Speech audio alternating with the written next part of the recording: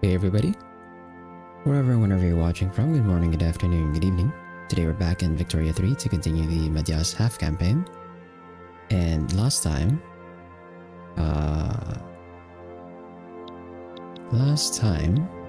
we believe we went on like a big war. Like a really big war. We have a lot of infamy actually. I think it was against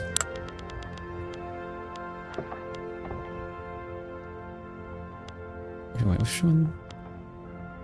Oh, they're all like, okay, now both of these are like 4 years left. I think it was against Kilwa. Was it against Kilwa? It might have been against Kilwa when I tried to take a bunch of stuff, but then they backed down. Which is why I have like a lot of infamy floating, but then like we didn't actually fight. And then we took the Suez from the Americans. Unfortunately, I don't think I'll be able to get a treaty port with Arabia. I would have to relinquish the land and then attack them for the land again and enforce a treaty port article that way, but we're not gonna bother with that anymore. We also took the rest of our subjects' claims on Japan, and then we annexed our subject. And so we've unified the entirety of the Pacific. So every single island out here is just under our control now. So that's nice. We're already building the Suez Canal. And from here, our truce with Japan ends in like 5 months, but we don't really have any claims against them anymore.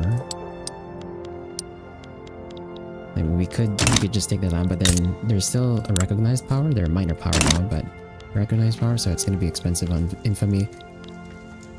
So I think the only thing we can really do here is to just chill and like try and play catch up with our economy, because it's 1927. We only have like 1,051 construction, where normally, or at least when I see other people play, it's like by 1920s, by 1920s to like 1930s, to the end of the game, like they have like 5 times the construction that we do.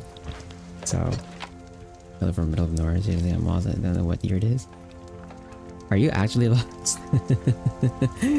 Honestly, like I could not tell you. The past few years feel pretty much the same, not gonna lie.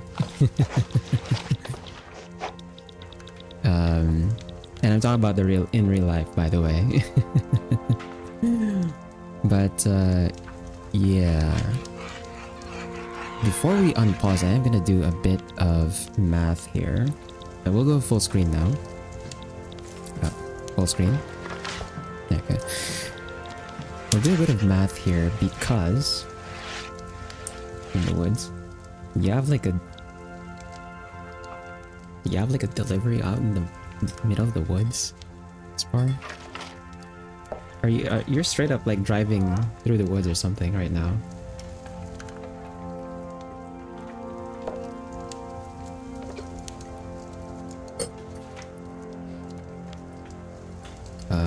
We'll do a bit of math here, because I want to get our queue started again, but it is a bit different. We have a company for the glassworks and for steel, right? So we have Kinko-san Sobe for our glass, and then we have Tata for our steel. So I'm not gonna put those in the queue, but we're gonna put their input goods instead. We don't have a company for the explosives.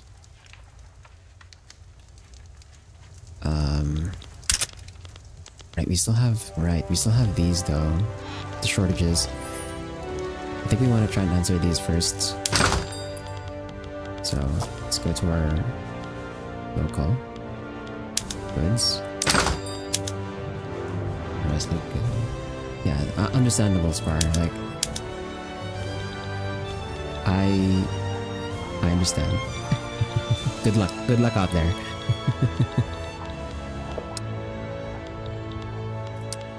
Okay, let's queue up a few more of these railways. Not here, because that one's in our subject. We'll let our subject handle that. And then electricity.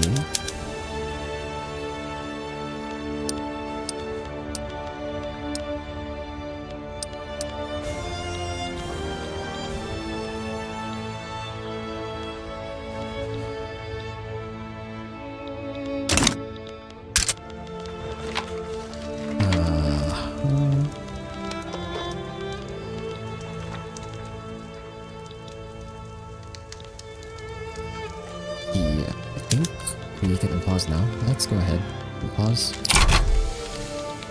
So for that last goal that I mentioned in the title, we're gonna try and get old age pension passed eventually. That'll give us some social security. The only issue is like I am worried that my economy is not able to handle that right now. So we'll try and get to that point.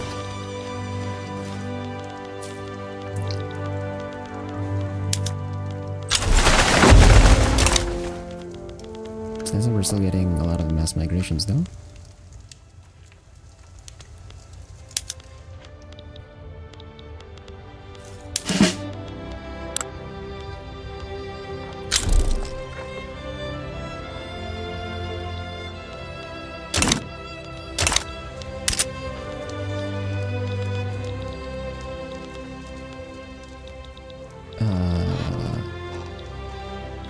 But yeah, I don't think we're gonna go into like any more wars at this point.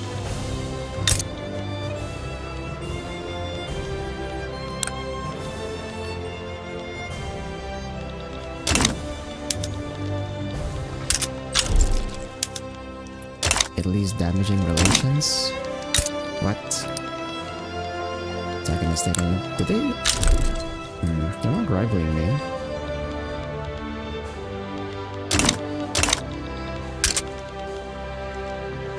Revolution in Delhi. Saint. Okay.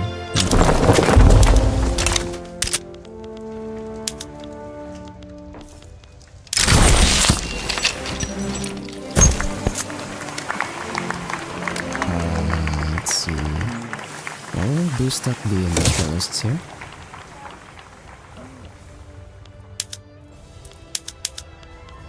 You up a few more railways.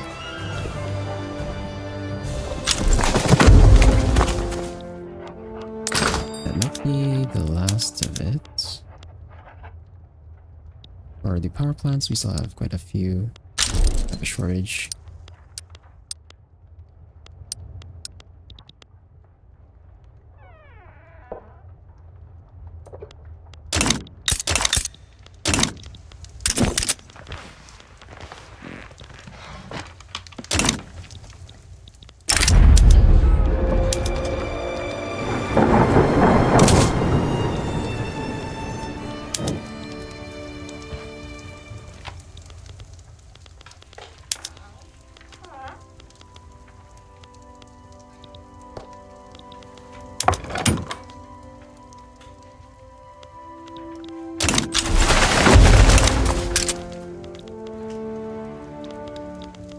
Okay, so our prestige good is like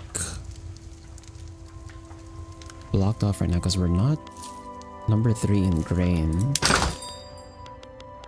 production. Where is my grain? Where's my grain? So grain, we are number 4. The British overtook us, huh? Okay. Well, there goes our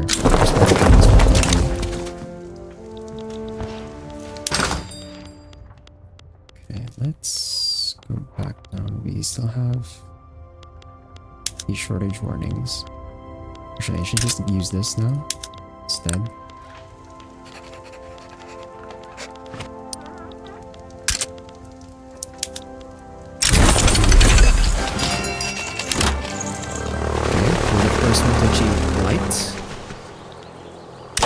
Interesting. Oh, because we have unlocked military aviation. Okay. Which means if we go to our automotive industry, so we have aerial reconnaissance now for our mobilization. We can also add airplane production over here.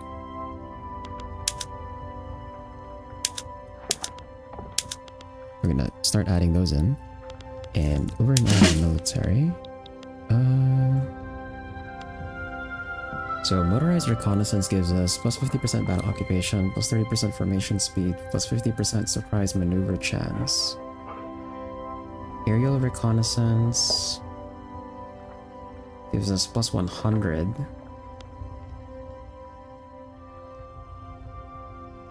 Battle occupation and plus 100% rapid advance chance. Ooh.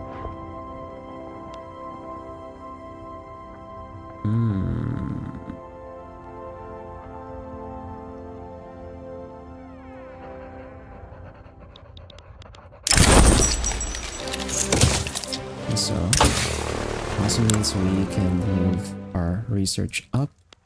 So what do we want next? What are you getting spread for battleships? Aircraft carrier. No.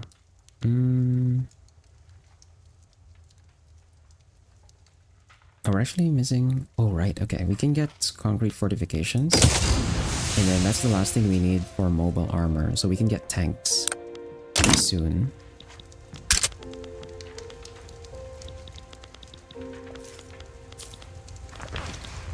For our military. Oh, the reconnaissance options are... You can just add them on top of each other. I didn't realize... Oh, okay. And if we went militarized industry, you could also add in balloon reconnaissance, but I guess that's not particularly needed. Well, you can have aerial and motorized reconnaissance. Okay. I thought it was exclusive. We're gonna add that on all of our armies.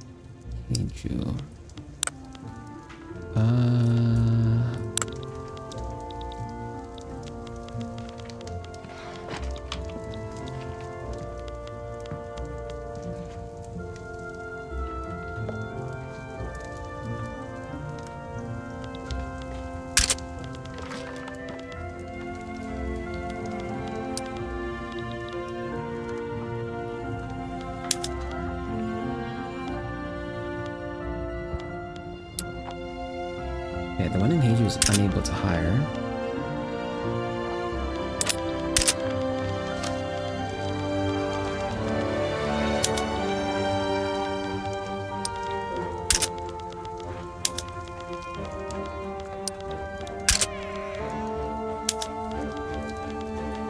Let's add some more here.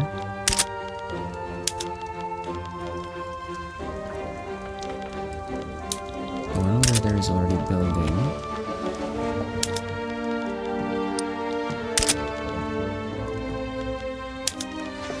East Bengal.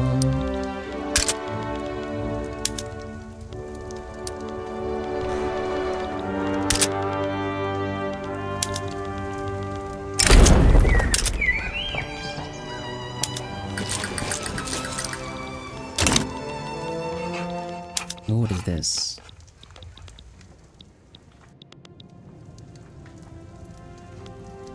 Manchu uprising.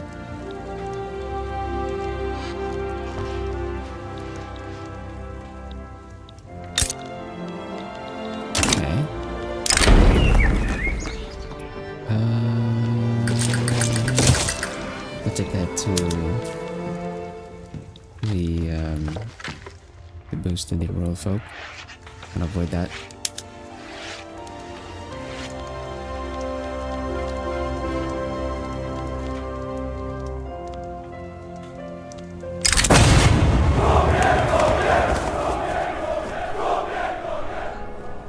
I don't really want to boost the agrarian part of here.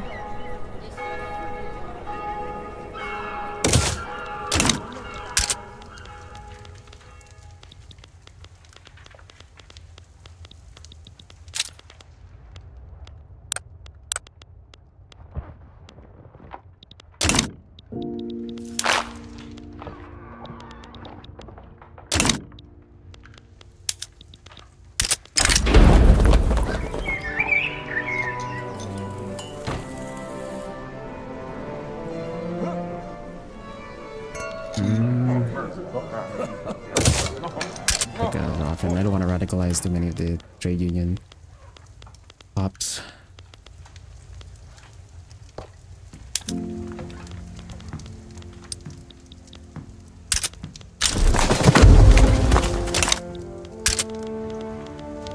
Wait, let me check our reduction methods here.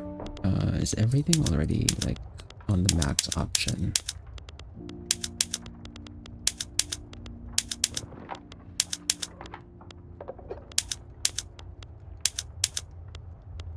We have anything that's like falling behind? Doesn't look like it.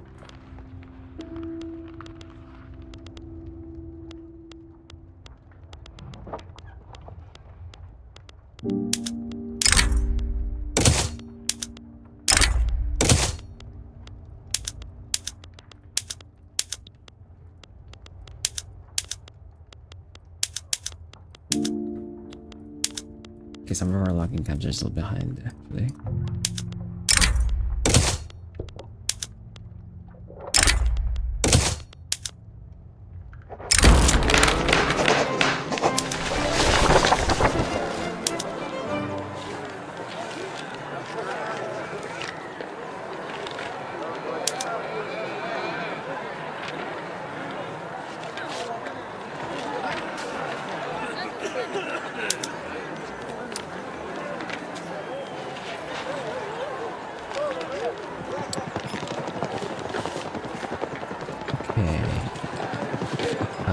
Momentum for Social Democratic Party.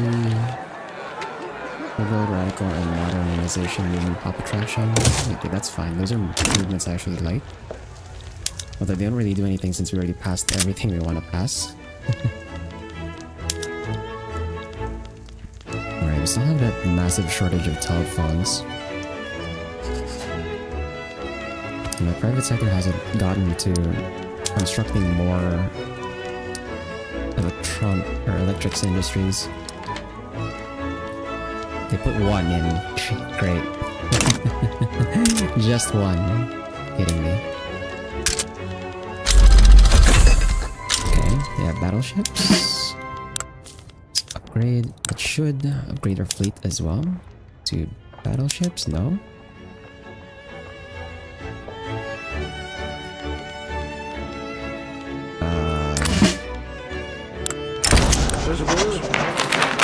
That's weird. Should it not upgrade to battleships? I don't know.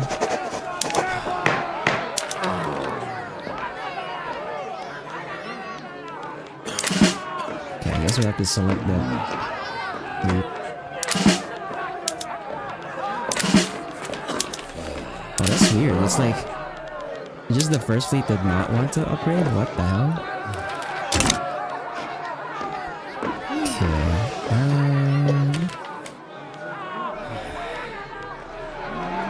Take the momentum hit, the bigger momentum hit on them.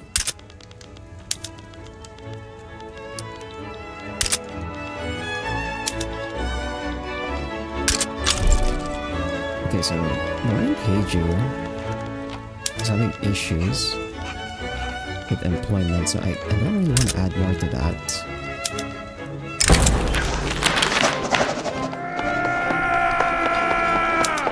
Actually, we could also just... Yeah, so rather than that, we'll just put it on the regular. And then...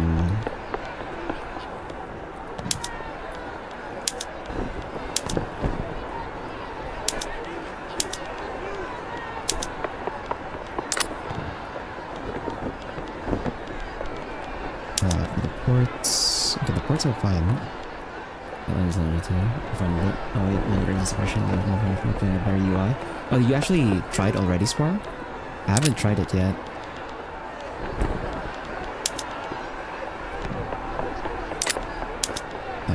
For this railway... Okay, so this one's owned by the financial district. I guess we just wait for this to, like, get sold off.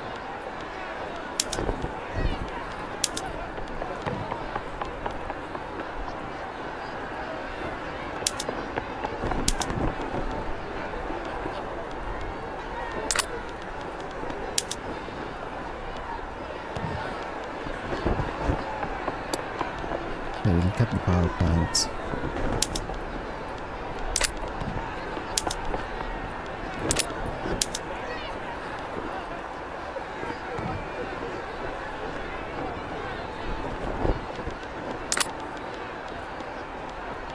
So we don't have the issue here on the Port province. And then Bombay. What was this? Electricity. So we'll add another power plant in there. Transportation as well.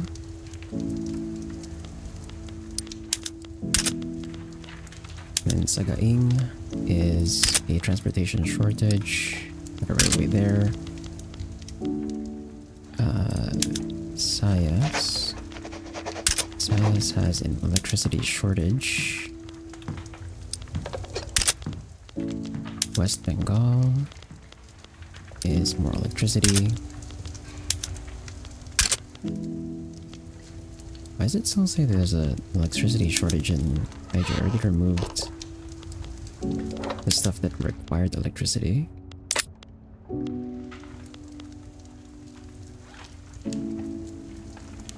The game seals early. It is early ISO. We do what all 4X does. The game will be released over 4 February 6 expansions. So it's like early access for real, for real.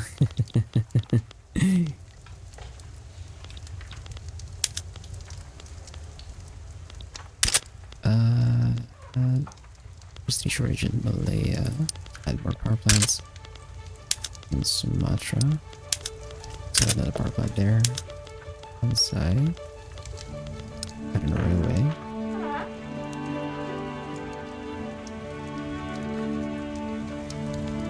How the hell did they get a railway level in that spot?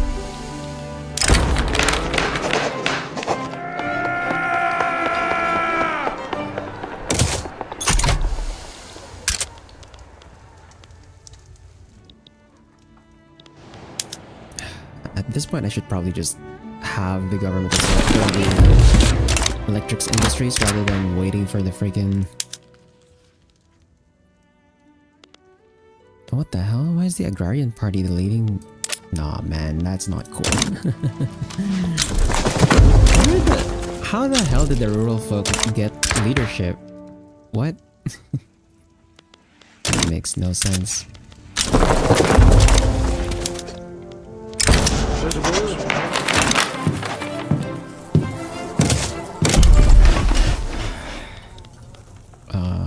Speaking of, we haven't actually gotten to build our skyscraper yet. I should probably do that.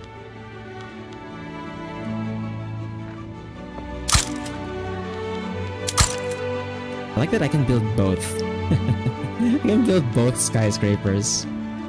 We can also build the Victoria Terminus. Sure.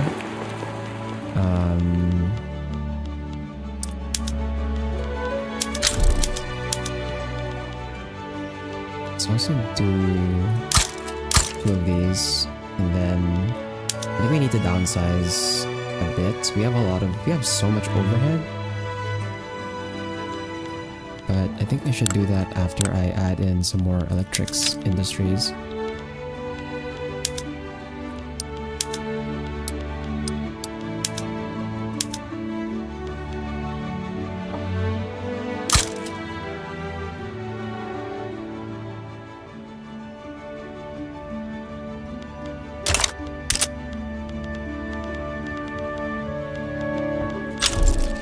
Or do we finally have no shortage of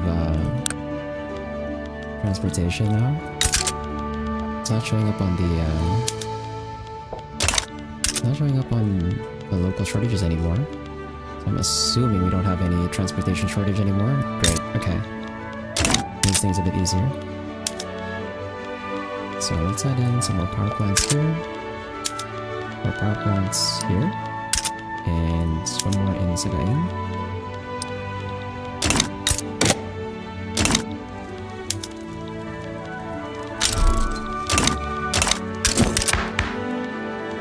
Our legitimacy is like going way down.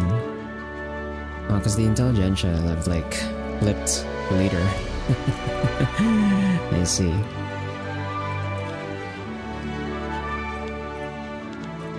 And man, but our trade union, their trade union is like massive right now.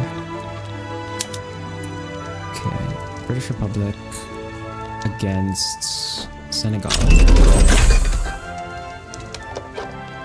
Forced transit rights.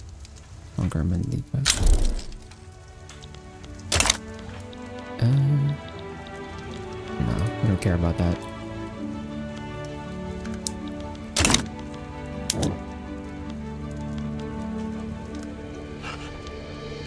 Bigger and greatness.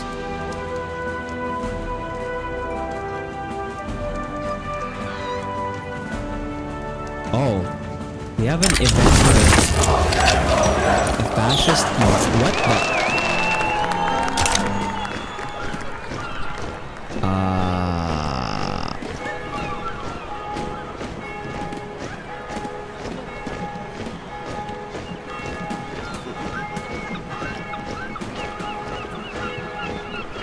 Oh. Uh-oh.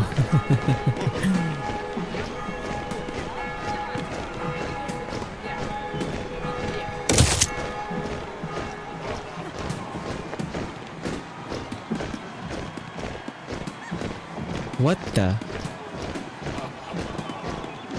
Wait, did we just get a fascist coup out of nowhere? What the? What the? How? Why? Like, the bar was just big. What the f- Okay.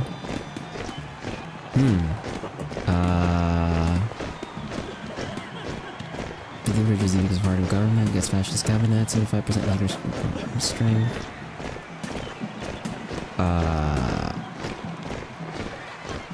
Uh-oh. Aren't these guys these guys are still marginalized, so their approval doesn't really matter here? I'm pretty sure. Yeah, they're marginalized, so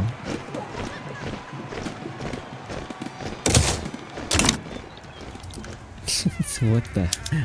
How did we... I did not expect the fascist event to happen there. What the hell?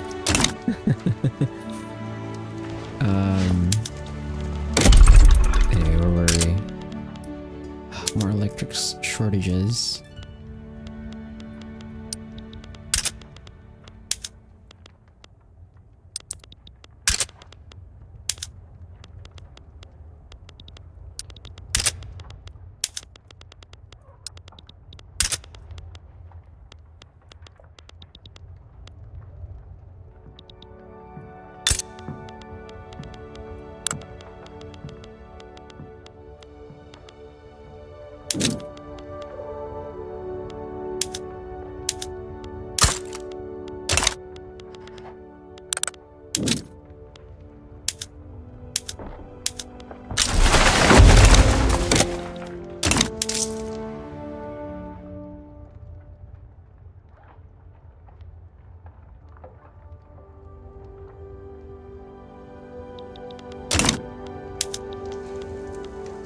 "79 weeks away from the Suez."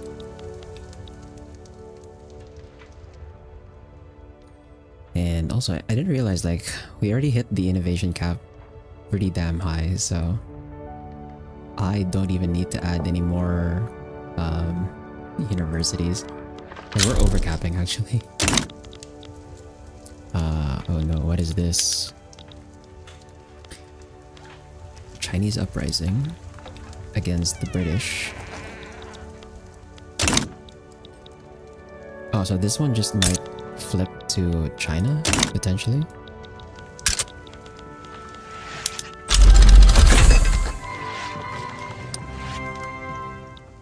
Okay, there's our concrete fortifications. We could get tanks now.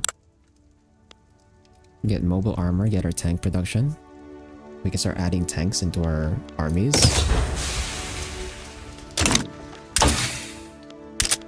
We're upgrading militaries if we're gonna go to another war. I don't even know who I'm gonna attack next. We have 25 months away from Kilwa. We could try and make a play for Kilwa again.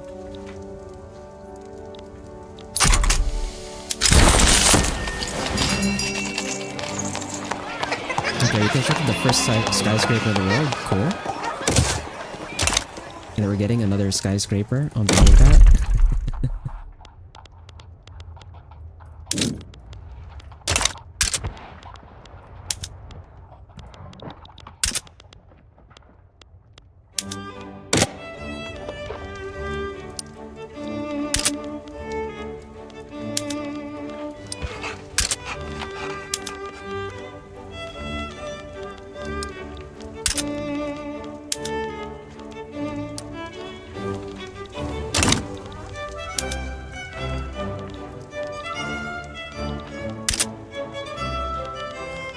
We're 62 weeks away from the Sinai, or from the Suez.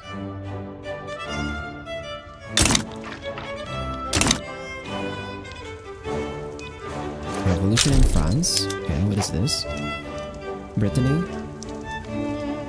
Breton Radical Revolt. Oh, okay. Still getting a lot of migration. No! Okay, our population is starting to decline. Ugh, that's not good. We're still getting migration in. That's kind of helping, but... I don't really know how we're gonna fix the population decline.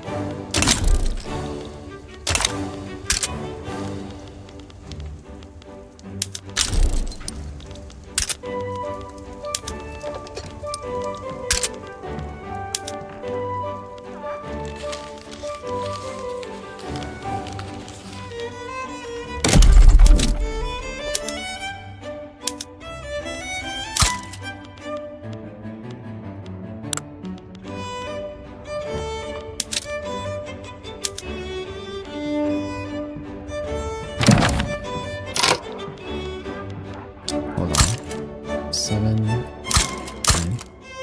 10. I'm just gonna crank this up to... What's our economy scale level? I think it should be 50. Yeah, it should be 50. So this is 10, 20, 30, 40, 50.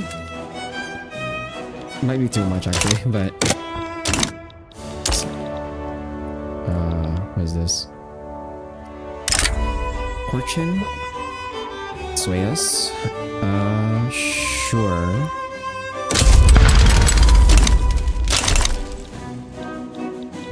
Do you even need my army there though? I don't think you do.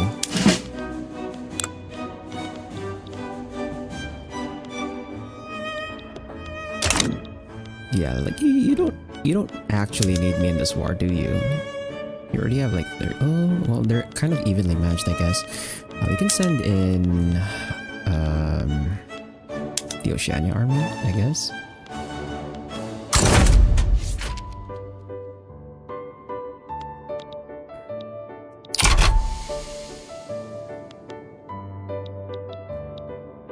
Oh, we can't even reach. Wait, why can't I?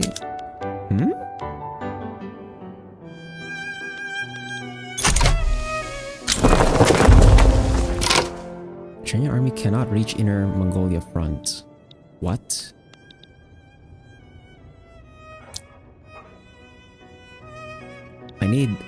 Okay. I would need to ask Manchuria for mill access.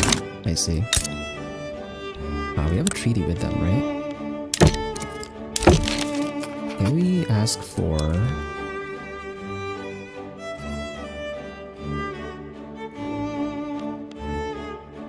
No, we can't even ask for military access. Okay, so I can't even send my troops over. There's literally no point in you mobilizing. Why did you even ask me to be in this war, man? Okay, never mind then.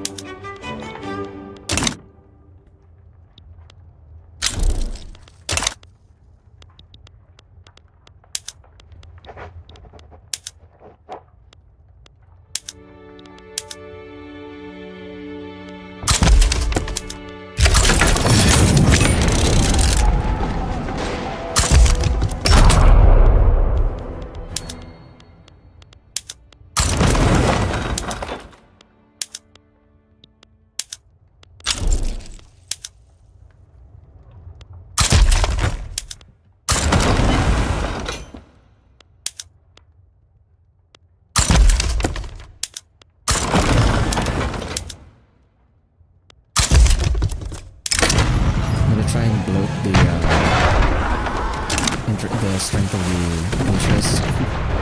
interest group by adding more admirals from them. Modern Battlefleet tactics, but we don't need that. 10%. We need more influence. We're not really using a lot of our influence, to be honest. I like the power projection though. Yeah, it looks like they're winning. I mean, I can't reach, so even if they ask me to join this war, I can't really help them at all.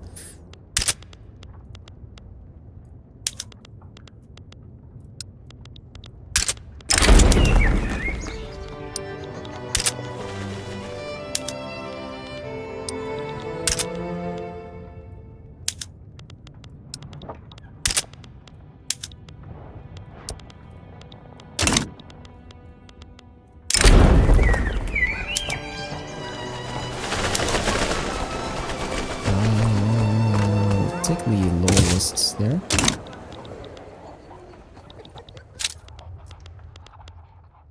And our truce with kill ends in 16 months. Australia claimed Sinai. What the? Are they? Is everyone just like getting the freaking thing to? They all just survey the freaking Suez.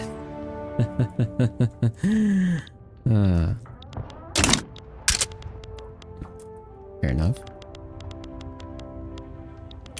And so, okay, nice. Those electric industries I queued up kind of answered the shortage. If anything, maybe we might have built too many. I'm gonna cancel some of these.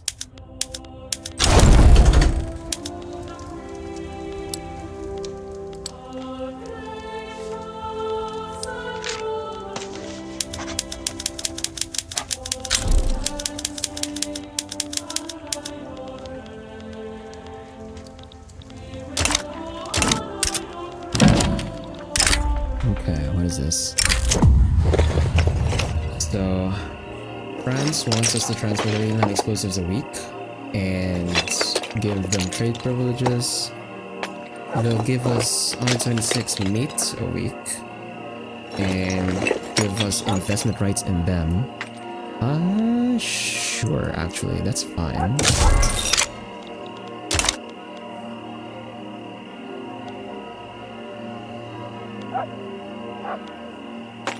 My trade unions are already pretty strong. Oh wait, no, this is... Oh, this is their side, okay. Their trade unions. Those would be my trade unions. Okay, we still have a shortage here.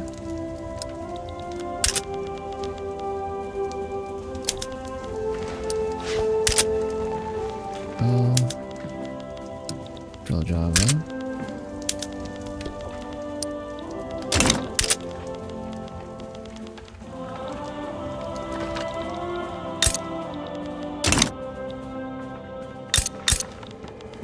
Is the infrastructure here?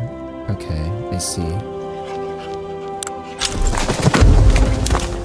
I could maybe expand the port.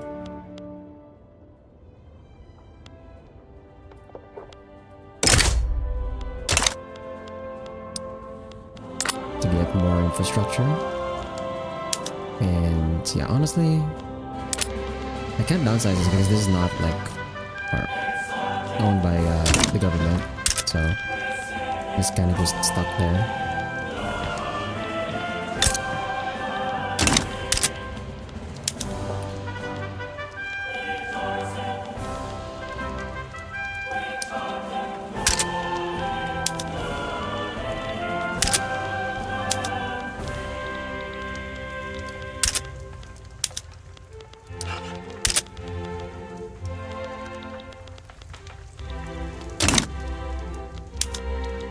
Okay, we have the Suez.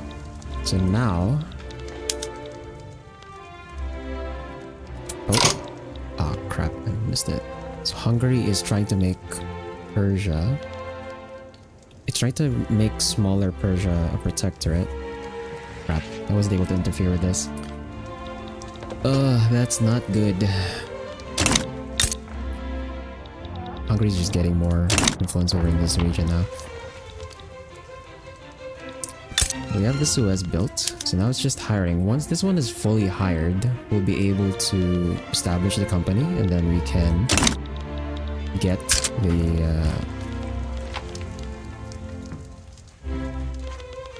the Suez Canal company, and then we can get our final company after that.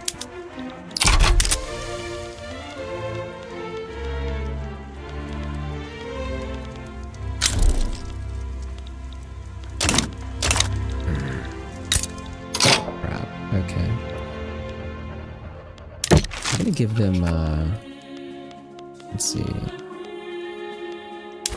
Give them an alliance. We'll give them an alliance. I'll support their independence. And... yeah, let's ask for that.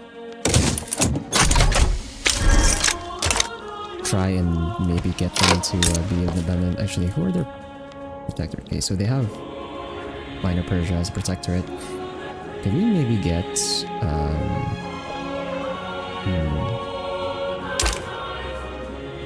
these guys are this loyal. But we don't have an interest there. Ugh. We're already capped out our interests too. I'm gonna try and like get treaties with their other subjects to see if we can maybe all of their subjects don't like them.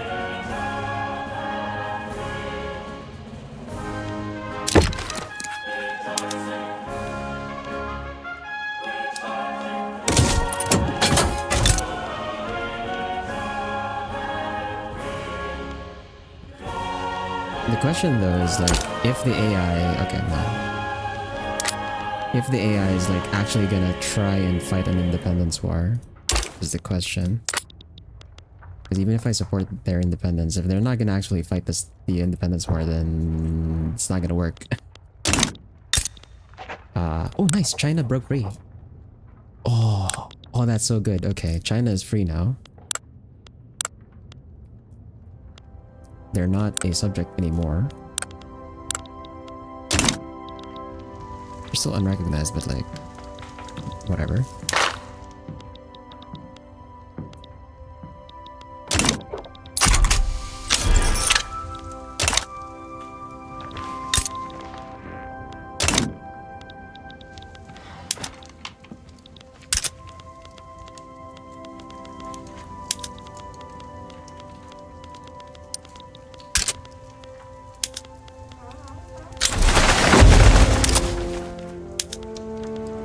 Finish our migrating to us.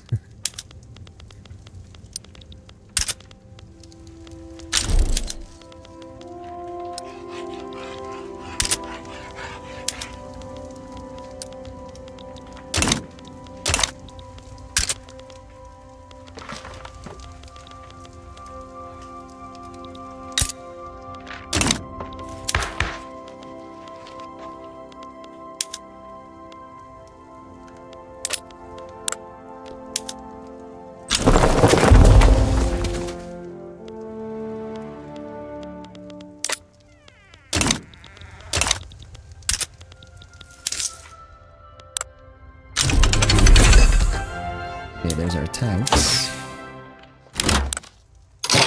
We're already getting... okay, we cap out our society technology because we're getting behaviorism already through spread.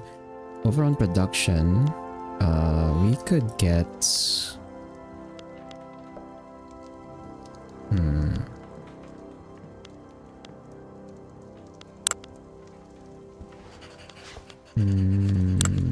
you could get arc welding.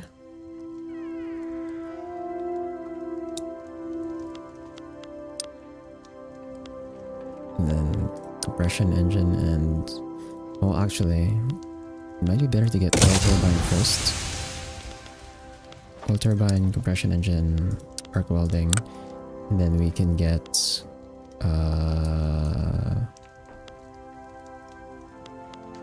stormtroopers. As for our army, yeah, we got light tanks and heavy tanks now. Just start upgrading that. Also mechanized infantry. And over in our buildings should mean we can start producing tanks.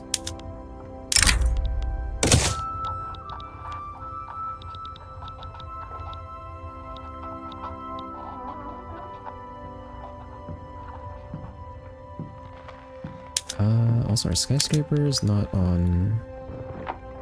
Yeah. So we want this to be, rather than government administration throughput, we want trade capacity and trade advantage. And we'll take the airship mooring post. Forgot to change that earlier. And then, is the Suez Canal done hiring? Yeah, so this is what I was worried about. Like, for whatever reason, the Suez has a hard time just hiring ops, just generally. So I don't know if like we'll actually get the company established.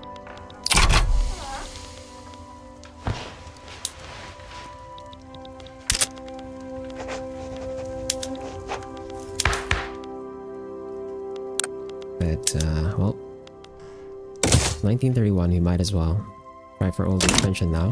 This is probably gonna pass. Like there's no one actually fighting against this. The question is, can my economy handle it? I'm gonna say no. Because right now we have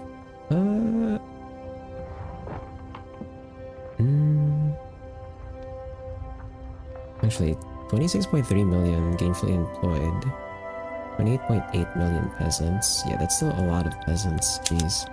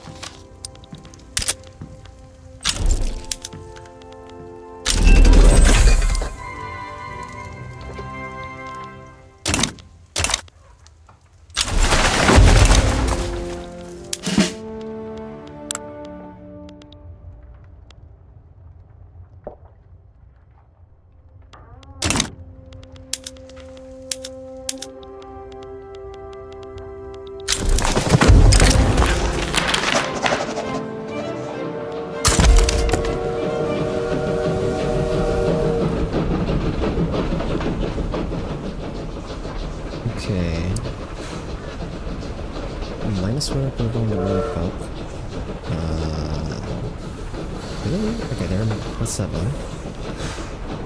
90%, 25% notice from political movements.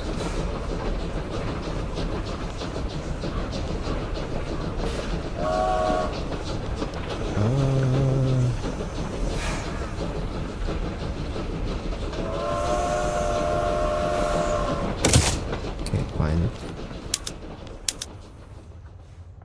Oh man, not more rural folk.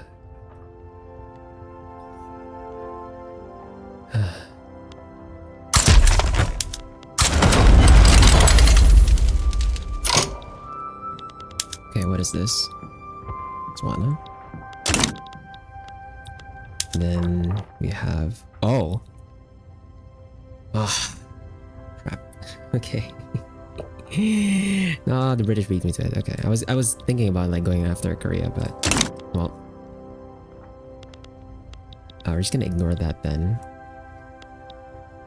That kind of works sort of for us because we still have that treaty port. So if Korea becomes their protectorate, we basically get a treaty port into the British market, which is kind of funny.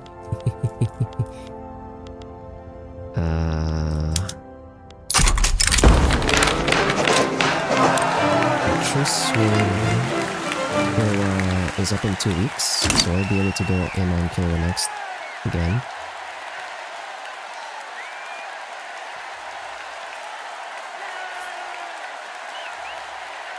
Hmm.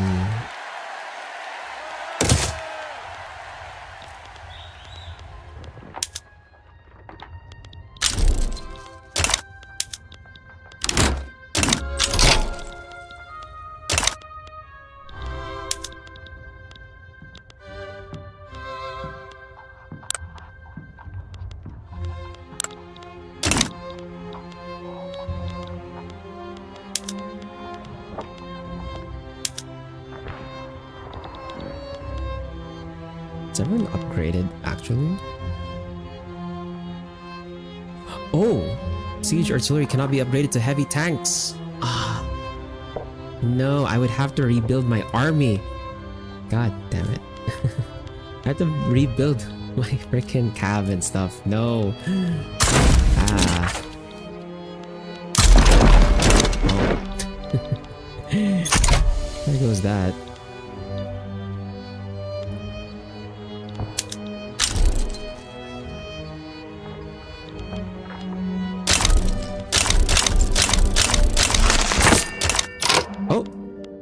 Did we actually get enough?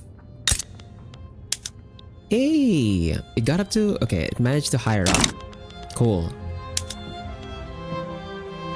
It managed to actually higher up. And Hungary joined Korea side? Okay. That's actually fine with me.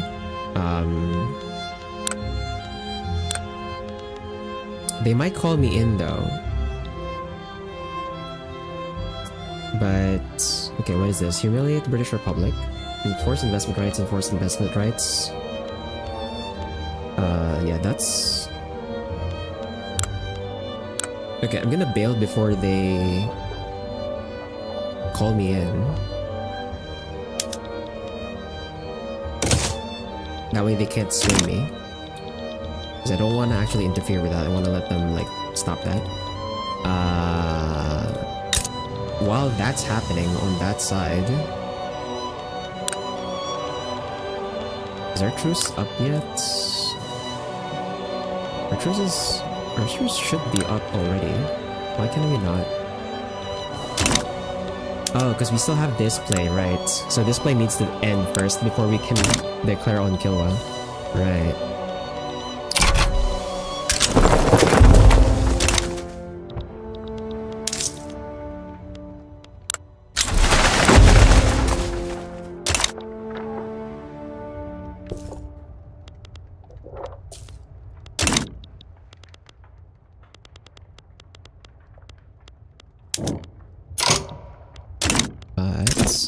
Right, I forgot. Since we have the Suez established, we can...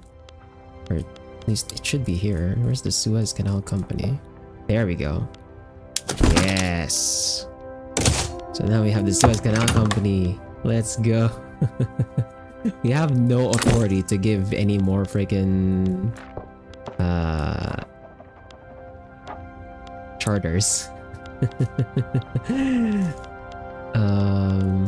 I'm actually, since we're at this point already in the game, it's 1932. I think we've also gotten like a lot of technology already. We're almost like capped out. I think we can get rid of advanced research. We can swap out, and we're gonna take vassalization here. I don't have that many subjects though, but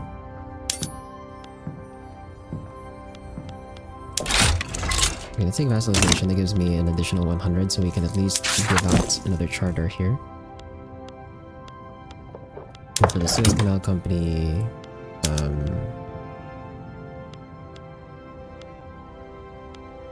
gonna give them identical rights as the Panama Canal, which are investment rights and industry rights. So I can't give them investment rights. Do we still have shipyards that actually are owned by...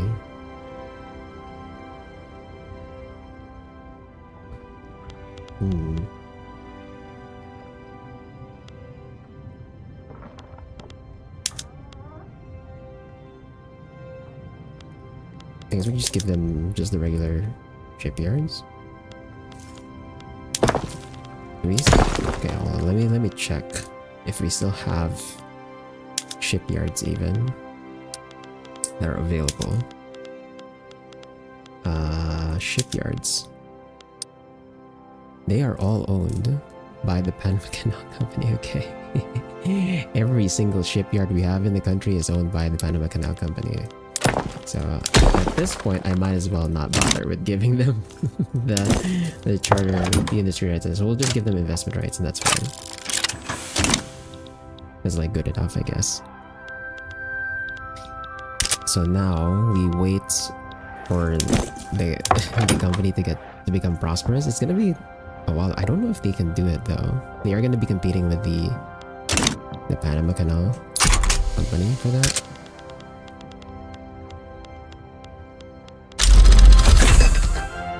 Oh, there's carriers too. So on our fleets, we could swap our vessels for the carriers instead of the submarines.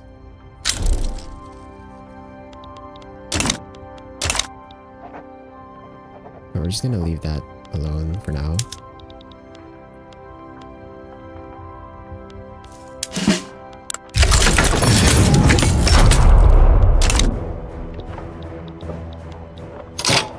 Okay, what is this? Mazandaran?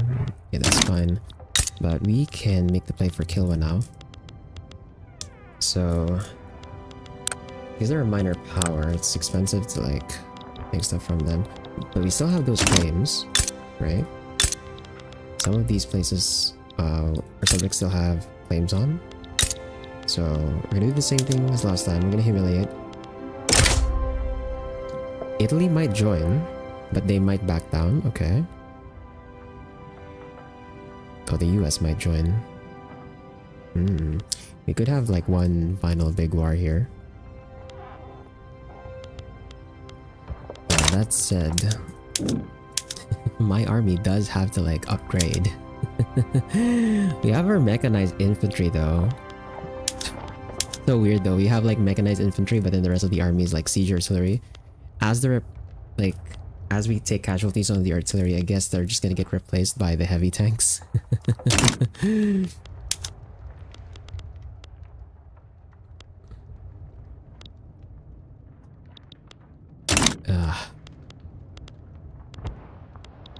Yeah, let's go for this.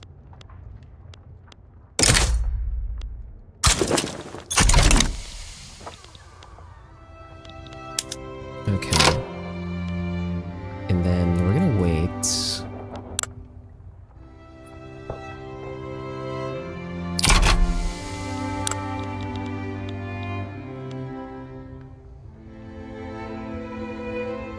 We'll see if any of the other nations decide to join, and then at the very last minute we'll add our players.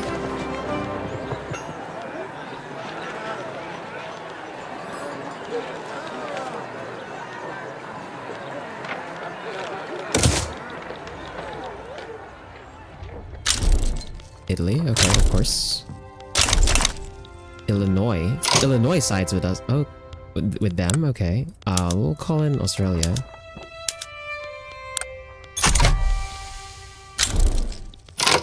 This is gonna be Australia's first war, I think. They literally did not do anything the entire freaking game.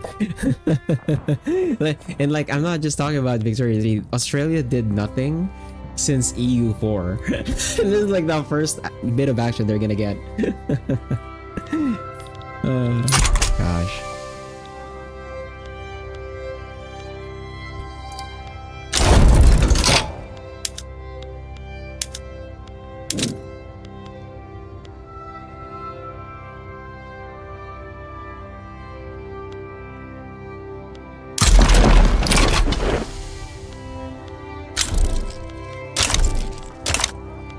Okay, then let's see who else is gonna join us.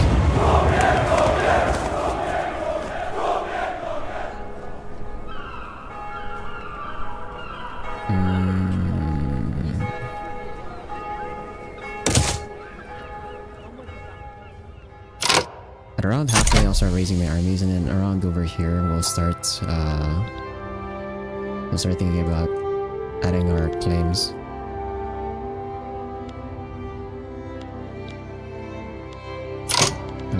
That's halfway. It's time to mobilize. North Australia's already at war with Australia itself. I mean, I don't know. Honestly, I don't know. In this timeline, I have no clue because, like, I think they're still isolationist. Yeah, like... Australia's been isolationist for like 100 years in this timeline. So I don't know. We don't know like what the hell they're doing down there.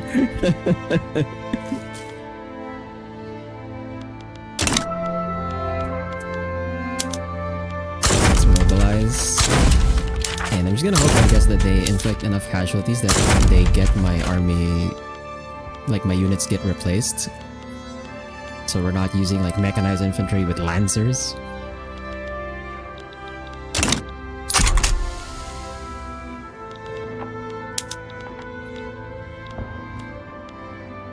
Okay, but does it look like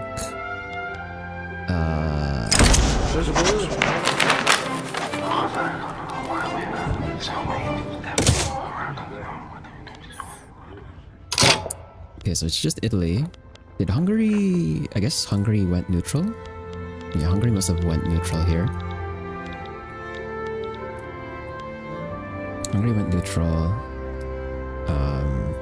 Persia... We can't call Persia in. And... okay, it does look like the British are not interested at all. Yeah, so we don't have to worry about anyone else joining the play now, because like no one really cares. So we can start adding our interests here. So let's go ahead and return state. Return state. Return state. Return state. Return state. Okay.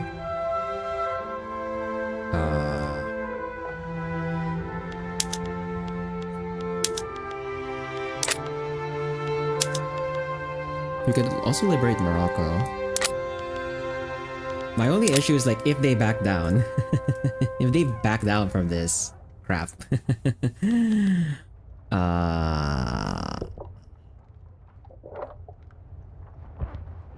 Almost certain they will back down unless there is a change in the current balance of forces on each side. Yeah.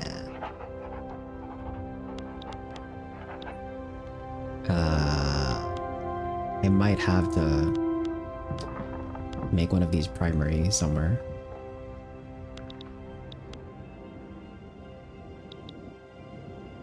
Because I have a feeling they're gonna back down from this.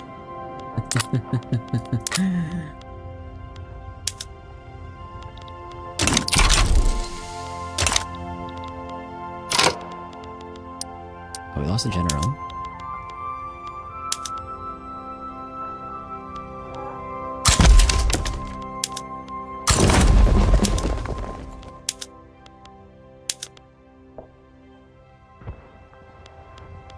Oh, my generals are like really old.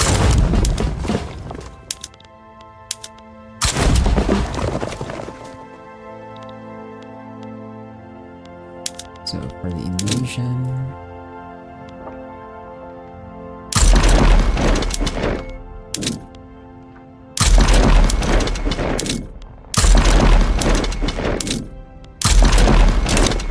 okay.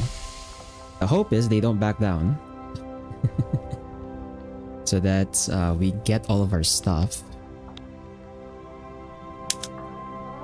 I kind of just dragged Australia in just because, you know, they need to have action here because they haven't done anything the entire 2 games. Let's take the other option there. I don't want to pay for their campaign.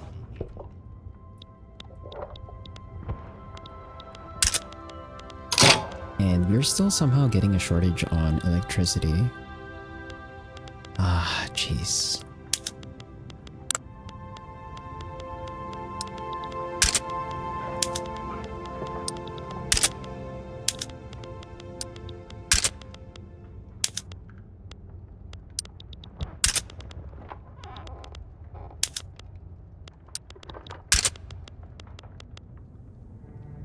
LA, Sunda, Bombay. Please don't back down. Let us actually fight this war. Let us actually fight this war, please. So that I can actually get my subjects' claims and we can be done with this, so I don't have to worry about killing them.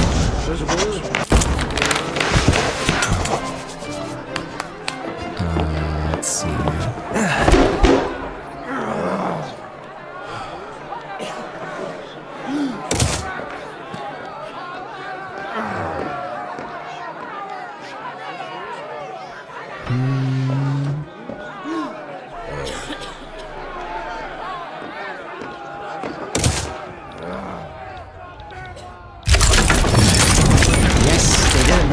Let's go! We can finally get all of our subjects' claims. Love it. Okay, we don't want to boost the anarchist movement here, so let's take the other option. Okay, so it's gonna be me in Australia and my subjects versus Kilwa, Italy, their subjects, and Illinois. Let's see how this goes.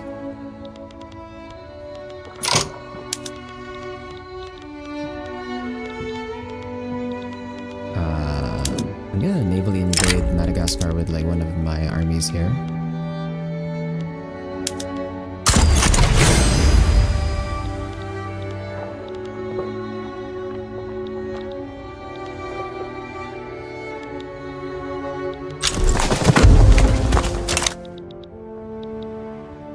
There's a lot of naval invasions going on in Korea. Oh man.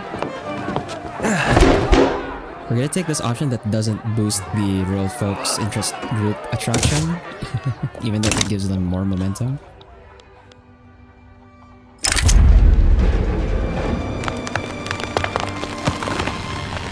Although a situation, the flamethrower is really effective in okay, kill rate. Do we want kill rate or morale damage? I think we'll take the kill rate.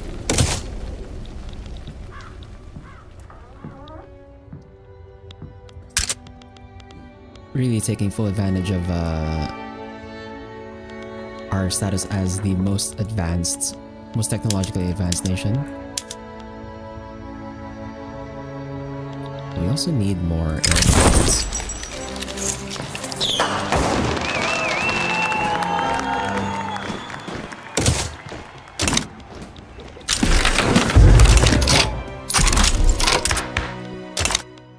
What? No. Why? Is it because... oh man, don't tell me they lost to their rebellion. Ah. They might have lost the rebellion. Oh, wait, no, they're still in the block.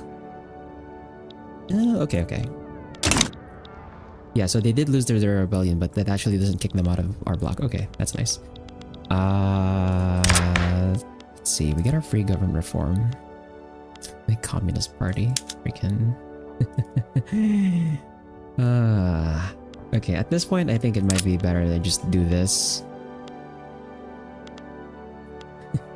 We tried to keep the intelligentsia in government for as long as possible, but I don't want the Communist Party.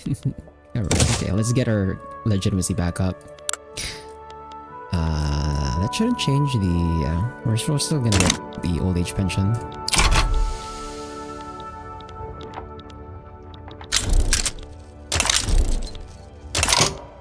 Oh, wait, they left. Ah, oh, crap. Okay. You're kidding me. They actually left. I mean... we'll come back for them in a bit.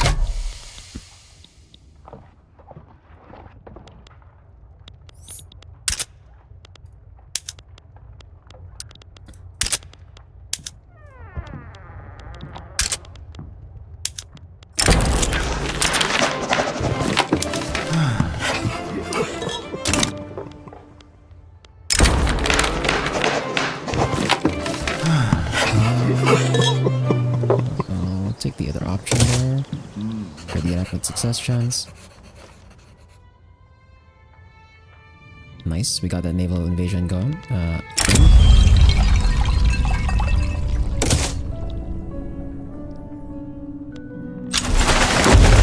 And our fleet is absolutely destroying theirs. Oh my god, we have 78 offense versus their 25 defense. Jeez. Thanks for the follow, Sten and 2.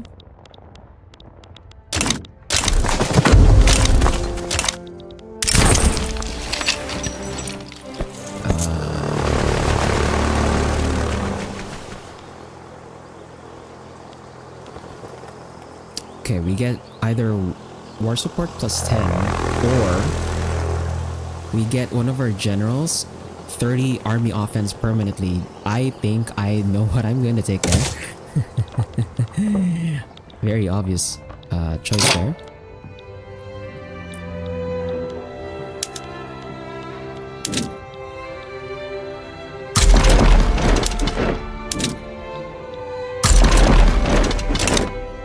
Oh, that broke the front. Oh my god. That broke the front. What the hell?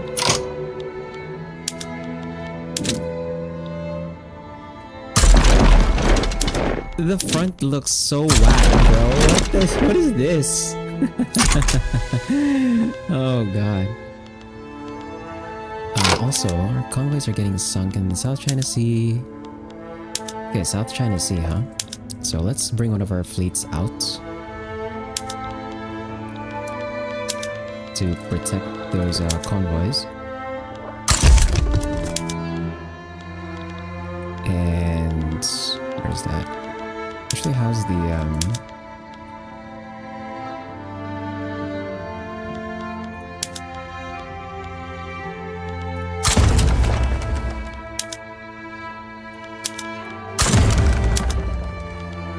South China Sea?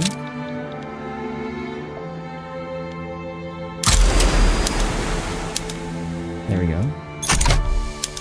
And that should reduce the convoys. Hey, there we go. We have old age pension now. Let's see. How much are we paying for that?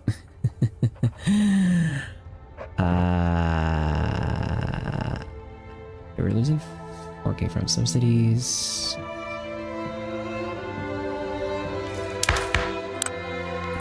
Let's crank it up to level 5. And let's see. It should show up here. Or give it a tick. Oh my god. Welfare payments. We are losing 485k. Oh my god, yeah. Our economy still can't handle it, bro. Are you serious? I think I have to like raise taxes for this. Okay, even with max taxes, even if I raise taxes to like max here, we sort of make a dent in it. Let's see if I can maintain it though, and my pops don't radicalize. Okay, nice. So even with max taxes, I'm actually able to run this constantly without our pops radicalizing. So that's good. We take a hit to legitimacy, but like that's fine. We're still in the legitimate range. And we kind of have to do that so that we can support the welfare payments.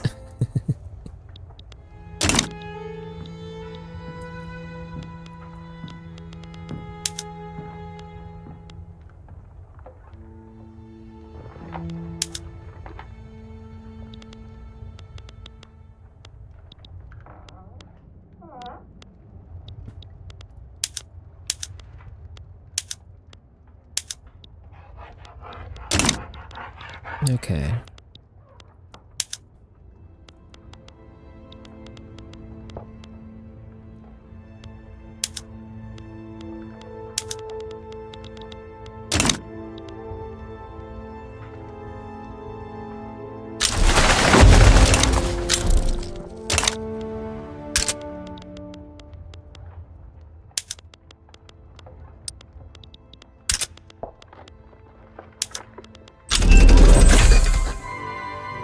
Oil turbine. Let's go ahead and change our production method. Also,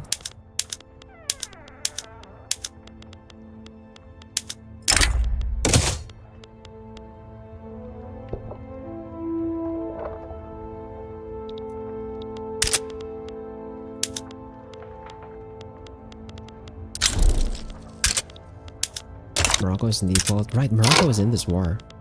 I forgot. Oh, actually, changing the production method removed our shortages. Okay. That works. That works for me. Do we have any other shortages in the goods in the markets? Nope. Okay.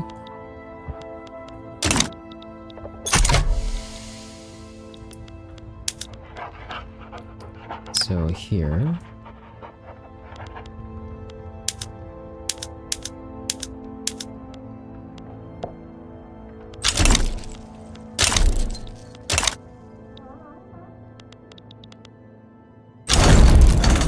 Okay, Illinois has bailed out of the war.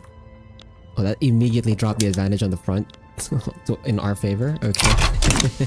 By a lot. That works for me.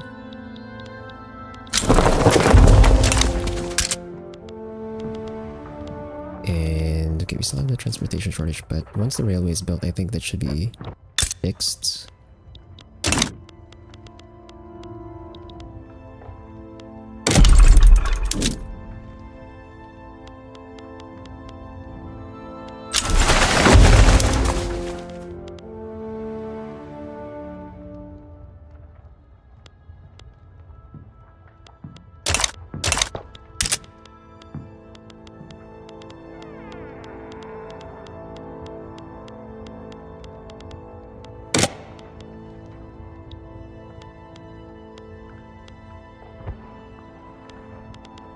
Greek religious revolt. What?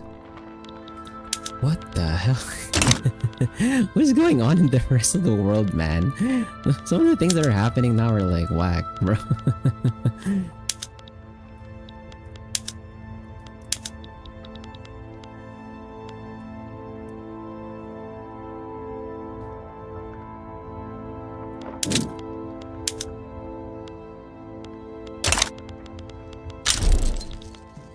Progress is still on default.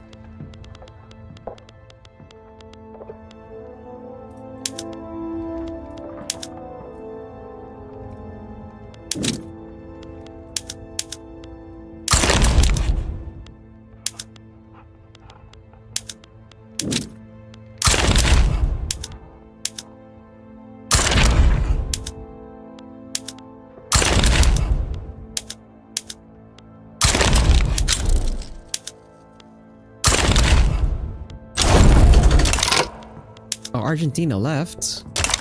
My block? Why? Why would you leave Argentina? What? What? Oh, the leverage. Oh, man. Are they recognized or something? Oh, they are recognized. Oh, man. No. We're losing our block member. Our block is getting smaller, man. That's not good. I don't know if we can get like any more members here. Especially since like some of these guys have been taken away as well.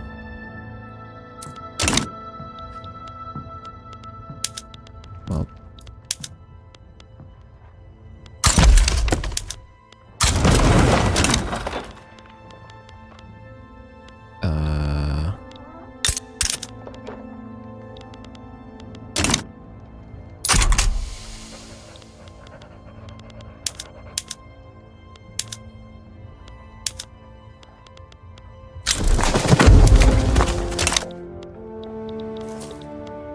Okay, we've almost fully occupied Kilwa. Okay, they're gonna take the peace deal now.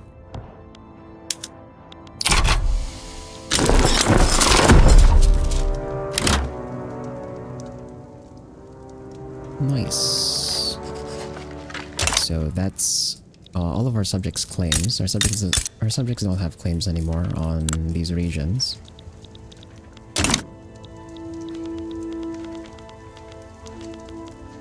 So we can go ahead and get our armies back home.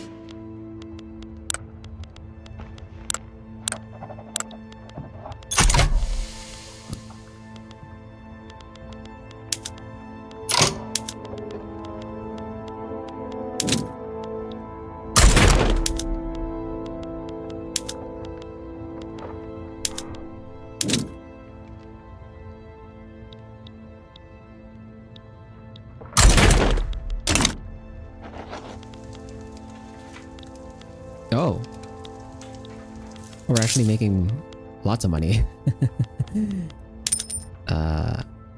Okay, I guess a lot of the cost I was paying for was actually just my armies being active. Okay, understandable. So we can bring that back down. I believe I was doing this stuff. Yeah, it's like adding more volunteers to our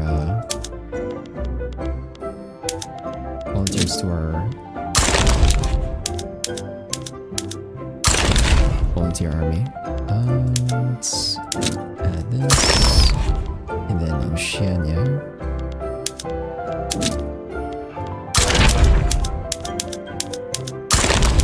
There we go.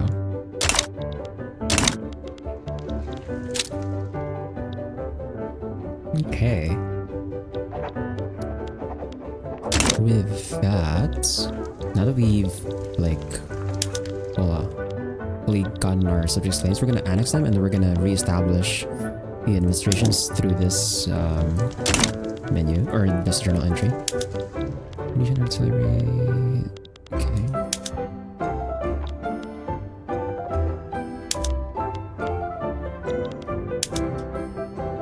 Are you going to the Congo HQ?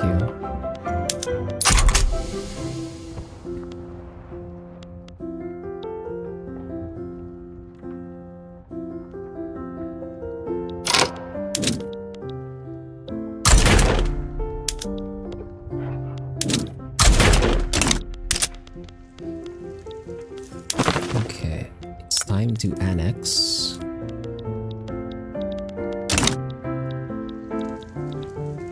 Let's start with the British Southern Africa Company. Not in. Oh, because of this. There we go. And then now.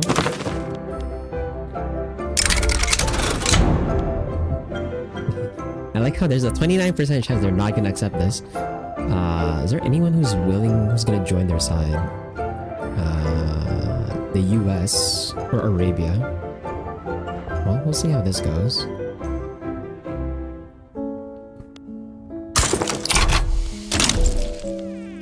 Okay, they accepted. And then we're gonna go and establish the Congo.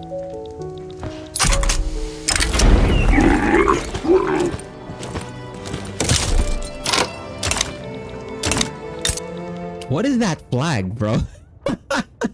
What is that flag? Oh god. That is horrible. What the huh?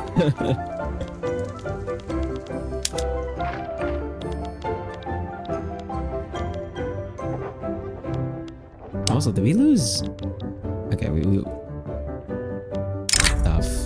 Was one of the buildings like, I guess one of the buildings counted for Congo or something.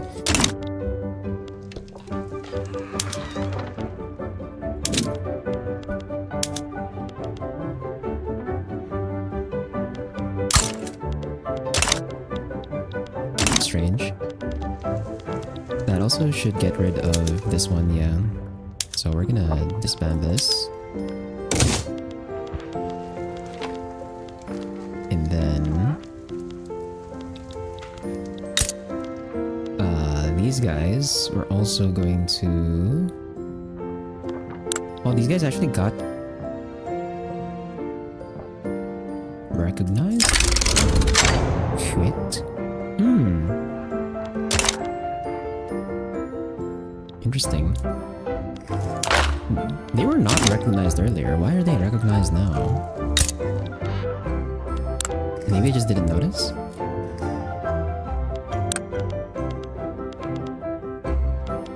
But I was gonna like annex them so that we could do the same thing we did over here. Also, why are they a theocratic oligarchy? What the what has my subject done? What? Okay, we definitely want to annex them. What the fuck? Well, we're gonna have to like improve relations real quick.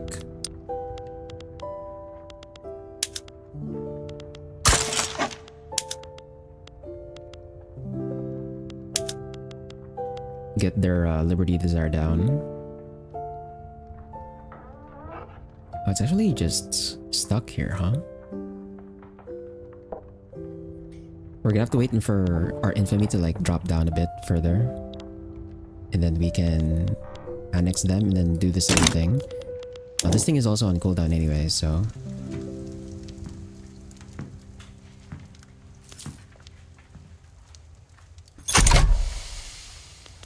months.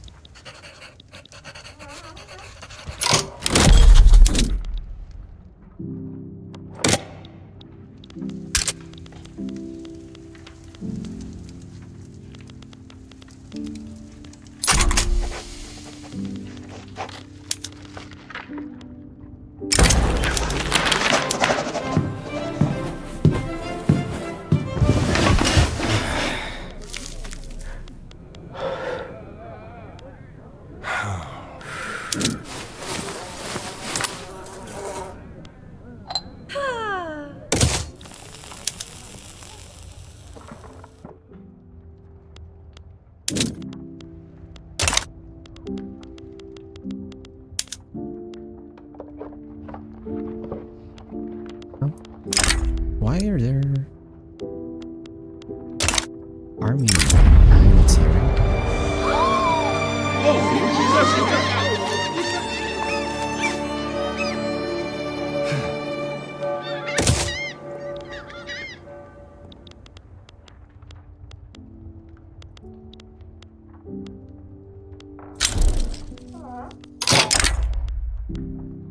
Okay, we need to get these out.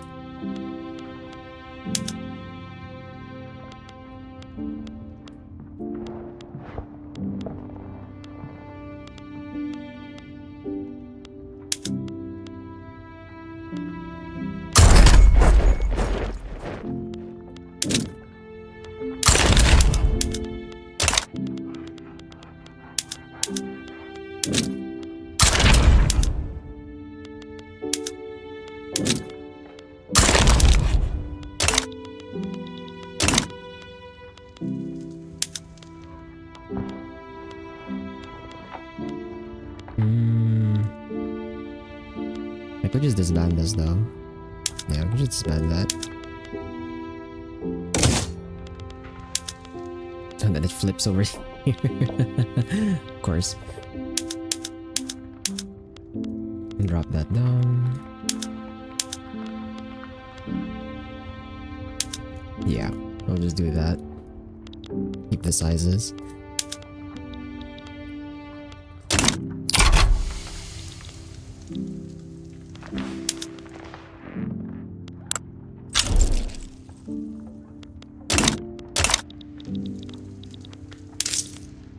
Okay, social security, welfare payments are now 40%. Dude, I shudder to think what's gonna happen once our welfare payments are like cranked up to level 5 at 100%.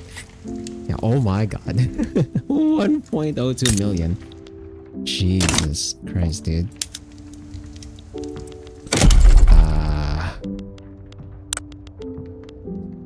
Actually, we definitely need to like do some math here and like redo our queue and get back on actually building stuff, especially since we've already answered most of the shortages.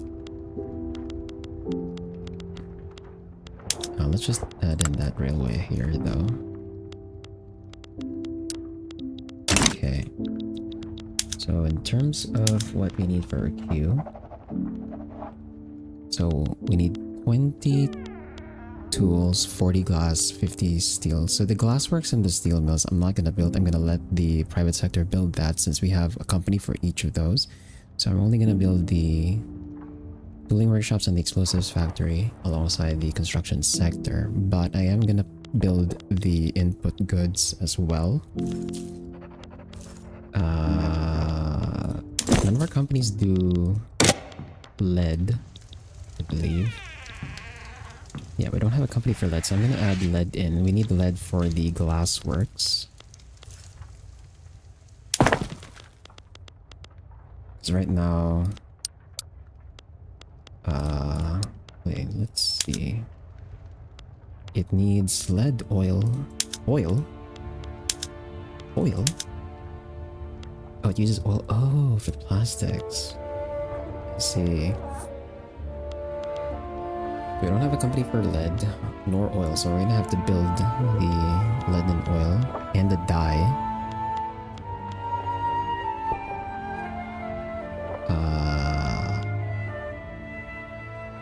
Does it tell me how much? So it's 20 oil. Or should we do it? Okay, I need to list this down. I need to list this down actually.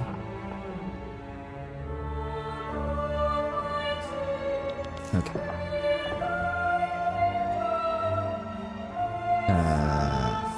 Just to make sure I don't miss anything, so we go to this. So 20 tools. Tooling workshops produce... Our tooling workshops right now produce like 110. So I don't even have to worry about that, I guess.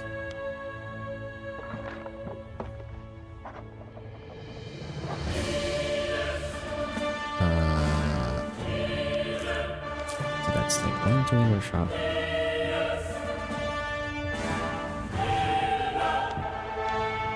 Oh, but I guess the other stuff might need tools.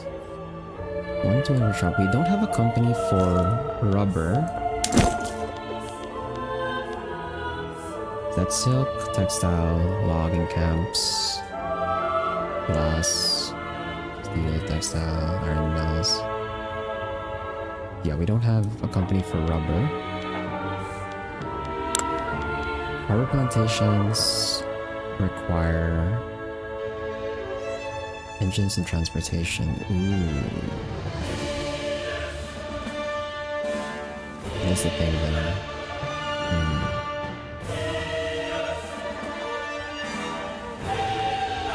But each one produces 60. One tooling workshop requires...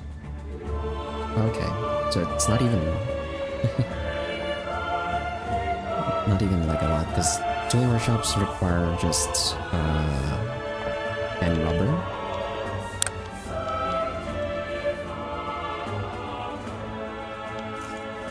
So we can do just like one.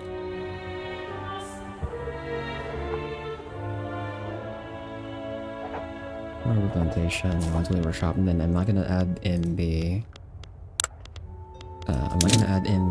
steel mill for that one since we can let the company handle that. So that's for the tools, and then for the glass, the input for glass is 20 oil, 30 lead, 10 dye. So for my lead, one lead mine produces 80. That's like more than enough. That's way more than enough. We just add in like one lead mine.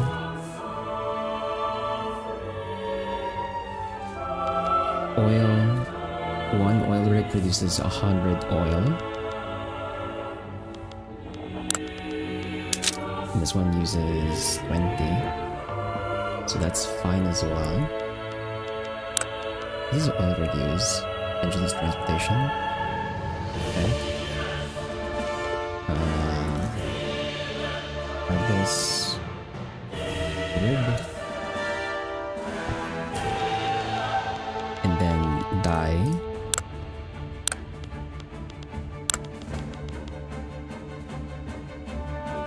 50 dye for each plantation, so that one is like easy. And we don't have a company for dye, right?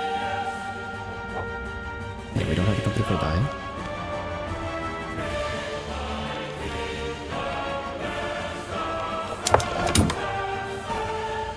Oh, these guys are struggling so bad. Yeah, should have gotten them earlier. Yeah, dye.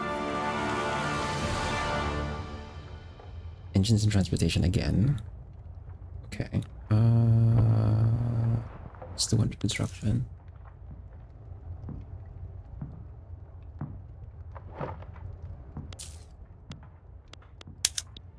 So that mixes glass or steel. What do our steel mills need? So our steel mills need coal, iron, and electricity. It's 100 iron, 30 coal, electricity. Ooh, the electricity part's like the rough part, because that means I have to like put down I had to put down more power plants. Just in general. Okay, where is the coal? So it uses 30 coal. And one of our coal mines produces like 85, so that's a lot.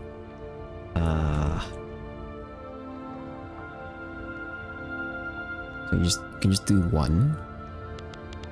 And then iron mines requires 100. Each of our iron mines produces 80, so we actually need to do 2 iron mines.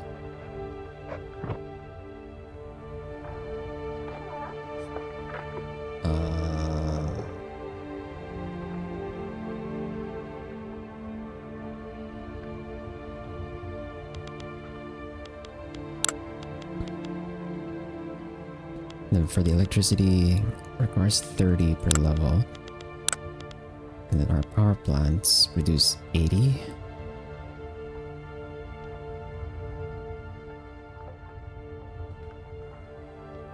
The problem here, though, is like the power plants are only like local generation. So I have to make sure I actually build it in the place where the iron and coal mines are, so that the private sector builds the steel mines, the steel mills there. Crap. Oh, gosh. And then explosives. So explosives, we're gonna have to build everything in it ourselves. So it only uses 10. We can, each one produces like 150.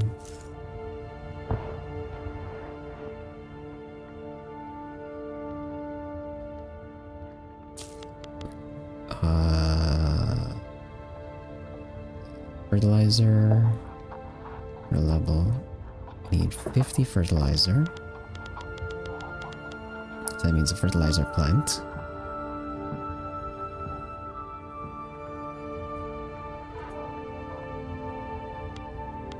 One plant makes 200.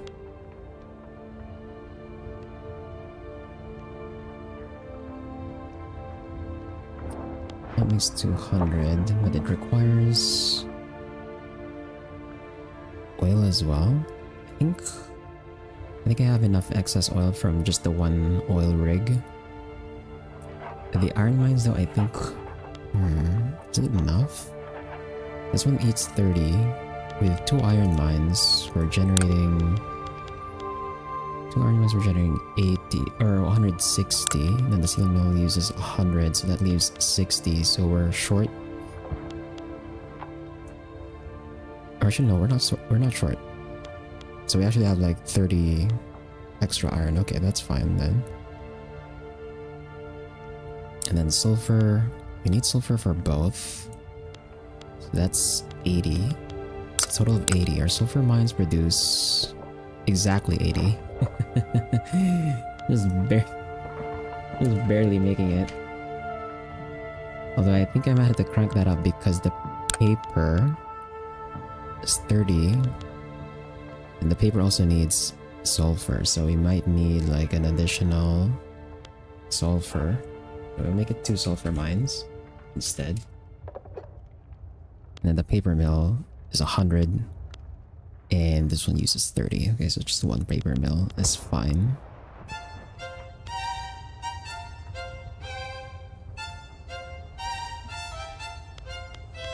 Right?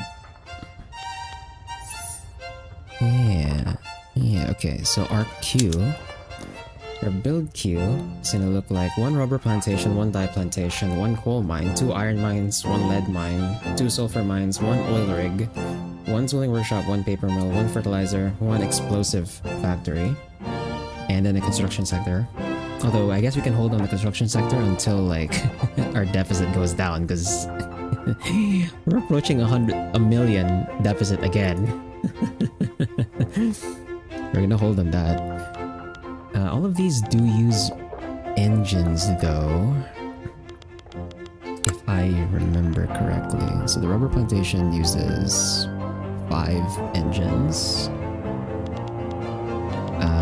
So that's 5. The dye plantation uses... so that's 10.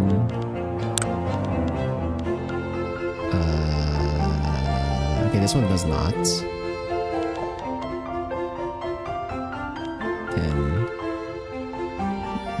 Iron mine doesn't. This one doesn't either. Then 20 on the oil rig. 20 on the oil rig. And then the tooling workshop. Won't use it.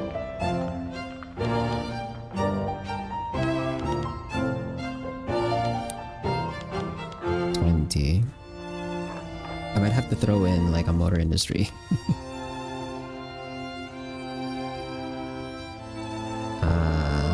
Or I could actually, do we have a company for motor industries?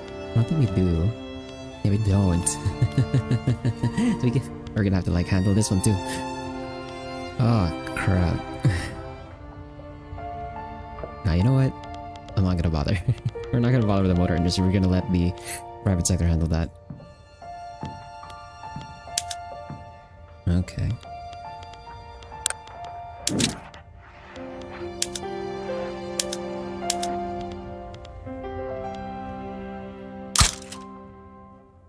So rubber plantation. Oops. Dye plantation. Yeah, we can unpause and keep running. Dye plantation. Coal mine. Oh, not West Bengal actually. I don't want it in West Bengal. Never mind. Oh, I wanna filter this by like incorporated states. Because over here it's unincorporated, which means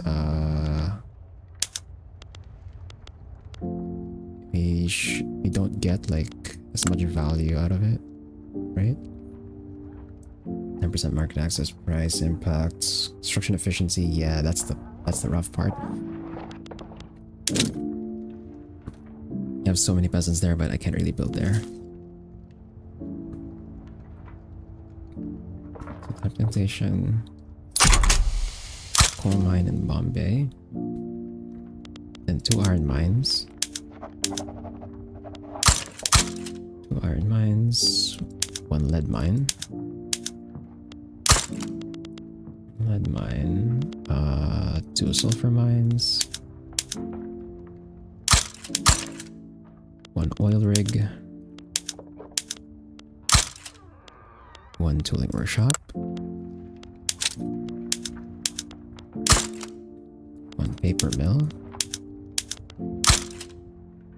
1 fertilizer plant, and 1 explosives factory. And then we just loop that over and over and over again.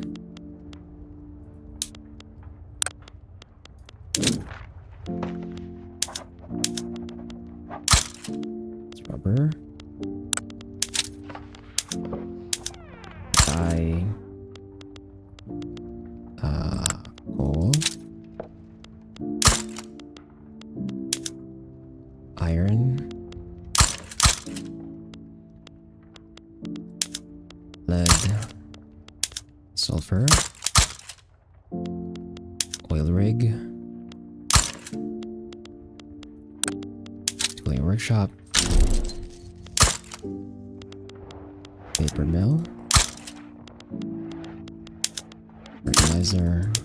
Explosives. Rubber again. And dye. Coal. Iron. Lead. Sulfur. Oil rig. Tooling workshop. Paper mill. Fertilizer. Explosive factory. Rubber. Dye. Coal. Iron. Lead. Sulfur. Oil rig. Tooling workshop. Paper mill. Fertilizer. Explosives.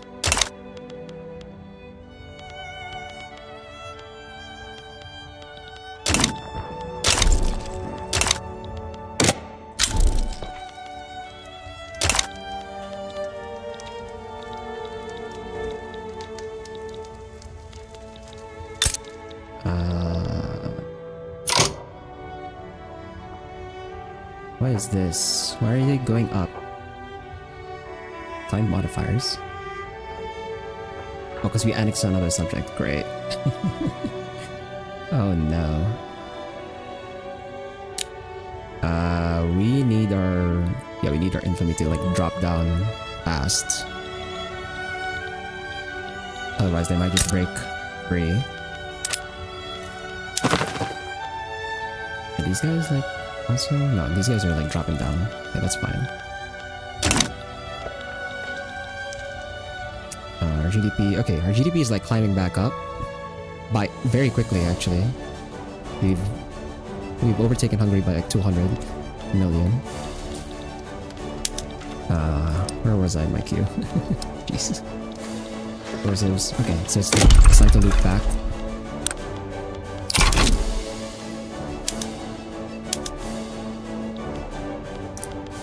Rubber. Dye. Coal mine. Iron. Lead. Sulfur. Iron rig. Tooling workshop. Paper mill.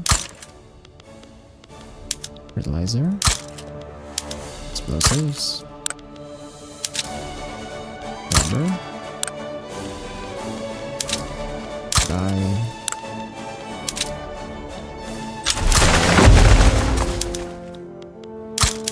Iron. Lead. Sulfur. Oil rig. Tooling. Paper. Fertilizer. Explosives.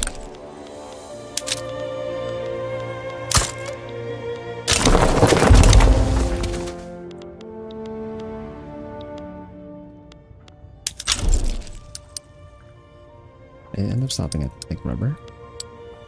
Yeah, rubber. Dye.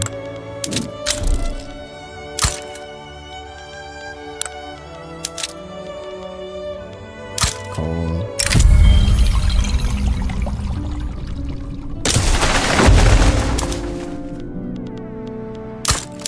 Iron. Lead. 2 sulfur. 1 rigs. Power shot. Paper mill. Fertilizer. Explosive.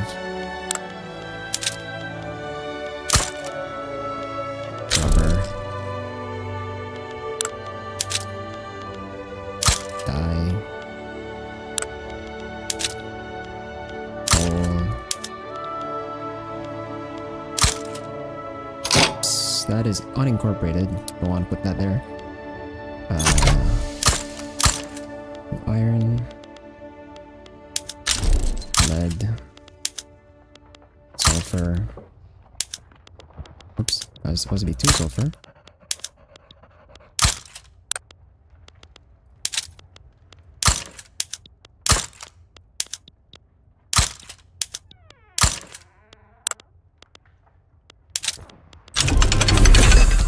Okay, we have chemical warfare.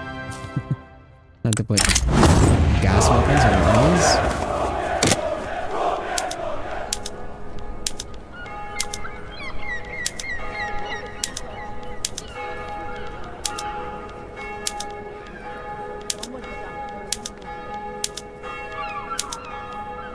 And that's actually everything that we can get on our armies. The only other thing we could get is balloon reconnaissance, but I'm not gonna swap over to militarized industry.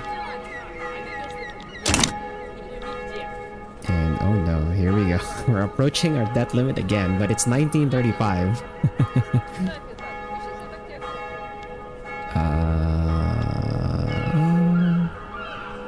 We'll take the loyalist option here. At this point, like, getting the traditionalist movement, more people in, it's not really gonna matter too much.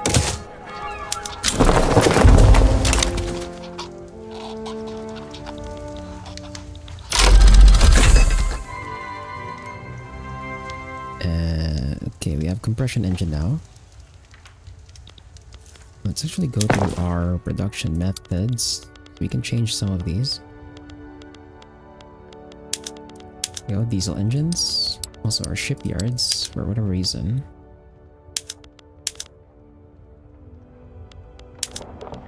Not really upgraded. Let's get mass production in.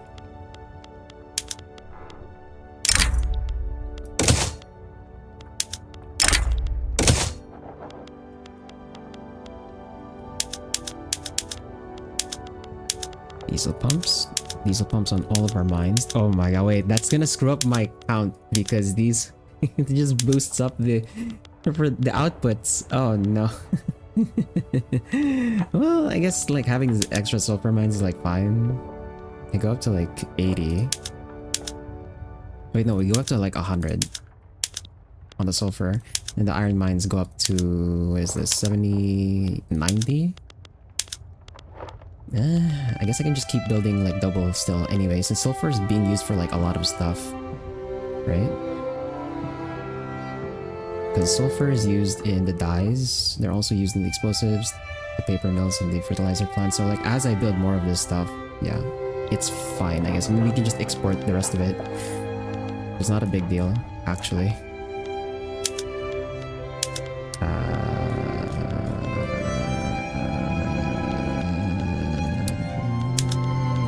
Rail transport, actually.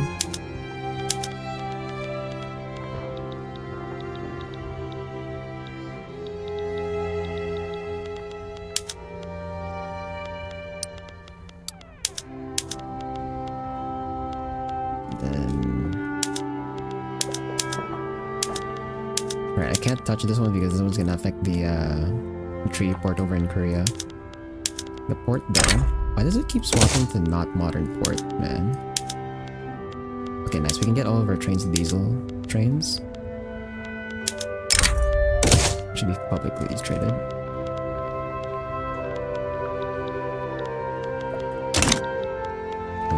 We are we're so close to like going into a death spiral again. We only have like literally just 1 year left, right? We just have to survive. What the fuck, Bertha? What did you do? Oh my god, what is this? What the hell are these people doing, man?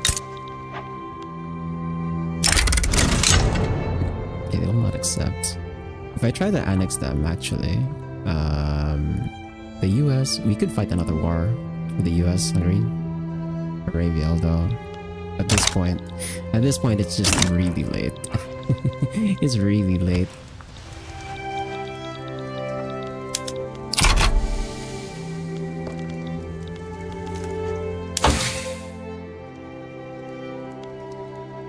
Okay, we have favors. Okay. We're getting spread for stormtroopers, huh?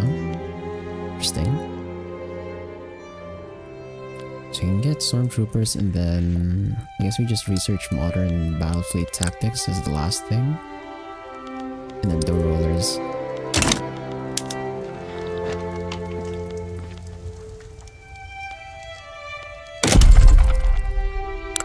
Anyway, where were we? Rubber. Rubber. Coal. Iron.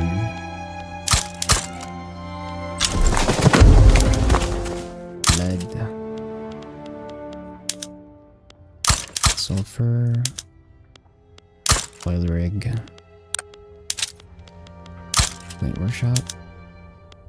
Paper mill. Fertilizer. Explosives.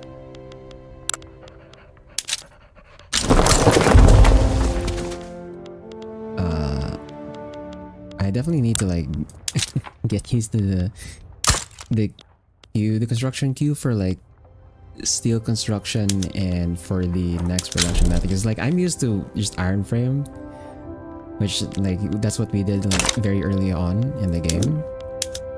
I haven't gotten used to like the queue for when you're already on steel frame and arc welded.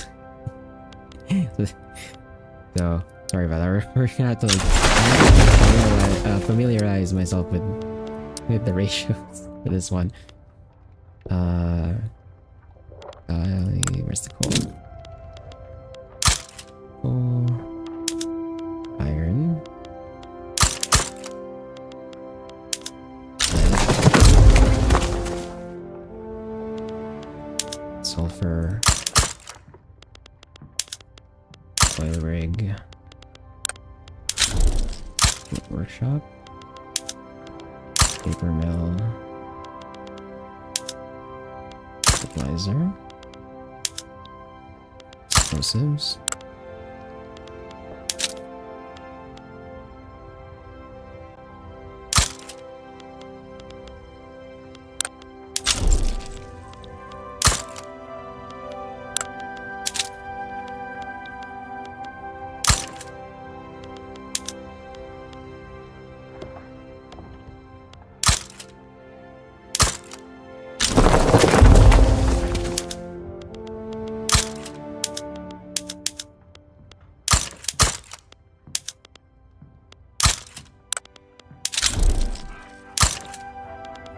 Cyprus. Cyprus exists now?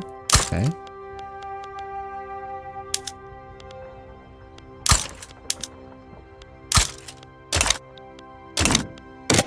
Okay, five pages of queue should be fine. So we can like go back to that later.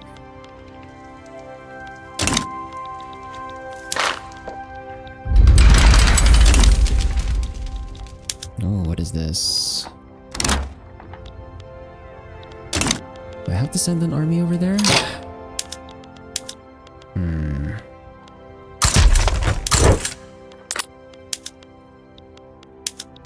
I don't really want to have to send an army down there.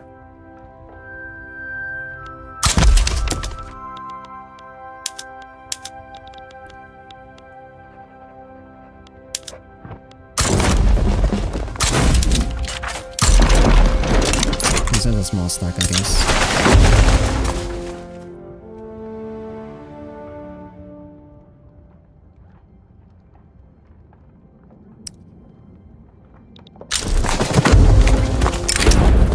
When does the modifier for that one disappear?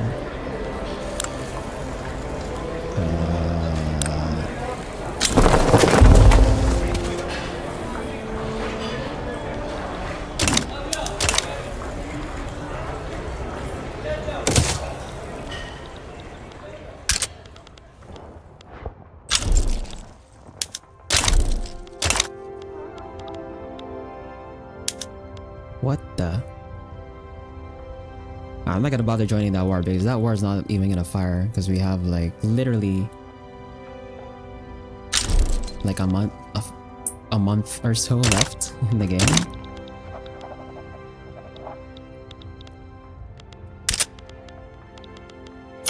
Actually, hold on. Before we let the month take over, I'm gonna add in the last of my conscripts. Just pad some stats here.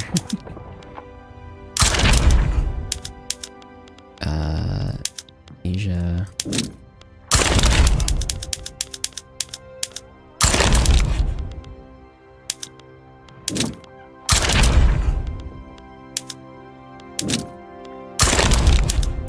There we go.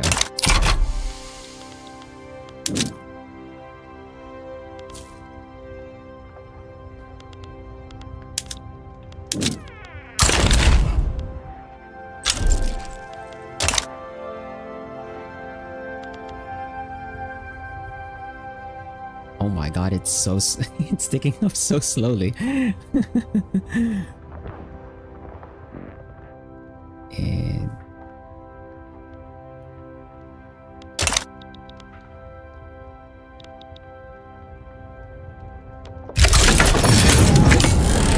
oh, there's the game over screen immediately as soon as the war freaking fight. So that's gonna be the end, I guess, of this portion of this half campaign.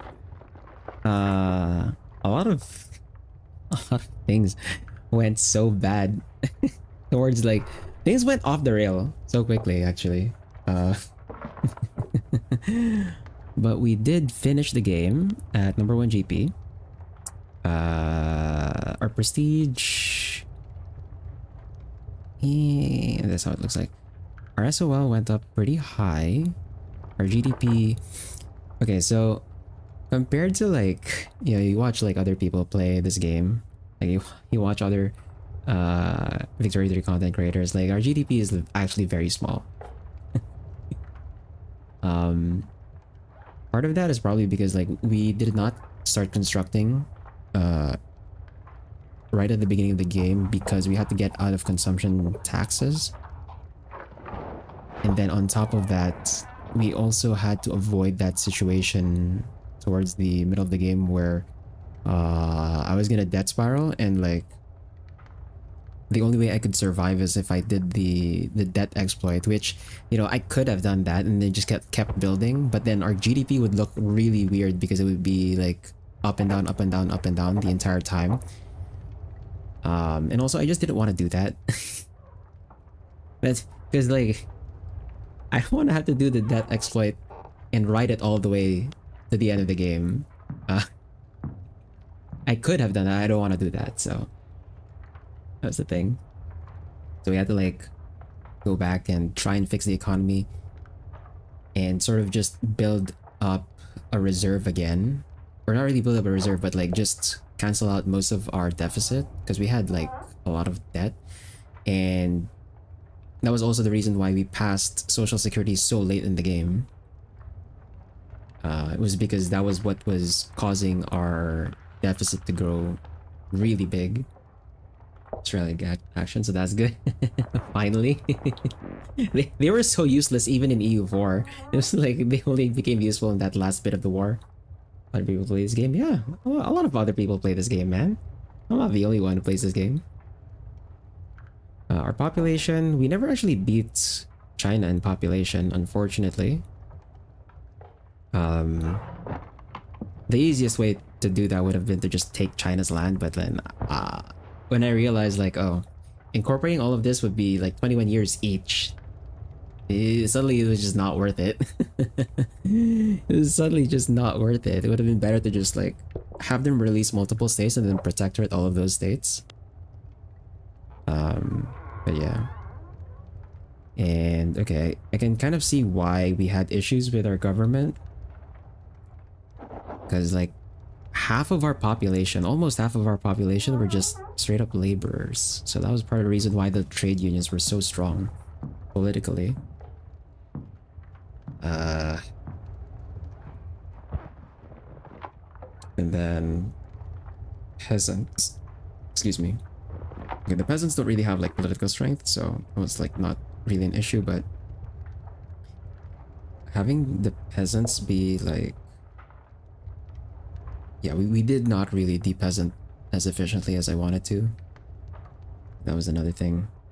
That was another thing that's like holding back our economy, because we had like so many peasants who are just not participating in the economy. Steam. Hey Steel, playthrough is done. Yep, the playthrough just ended. We finished the game from like, so that was January 18, what, January 3, 1821 to January 1, 1936. So that's like 115 years or so, or technically like 114 years in like a few days or something. But yeah, we're finally done. And we're just looking at our stats now.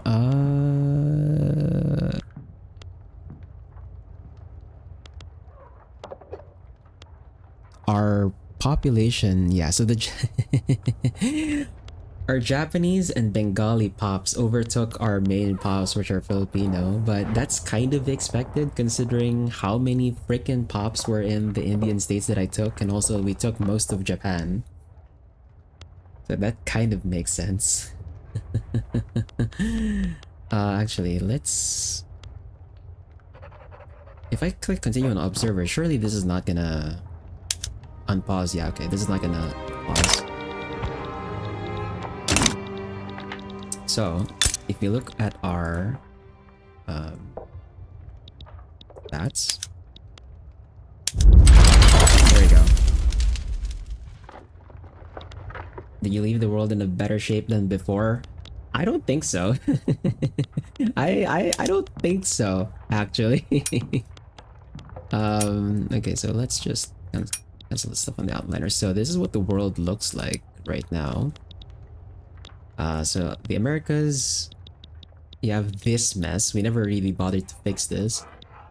Well, also for whatever reason, like the natives that popped out of Brazil never really like, Brazil never fixed this. I don't know what's that about. We did unify the Congo over here on our side. They have a whack-ass flag though. I wasn't able to like annex these guys. We didn't really have time. But we managed to unify the Pacific, so that's cool. But we lost a lot of nations in our power block. So our power block used to span like all of this area over here. Well, not this part, but like all of this area over here, and we never really got them back. So that's unfortunate. Our power block still had like 13 members, but they're all small.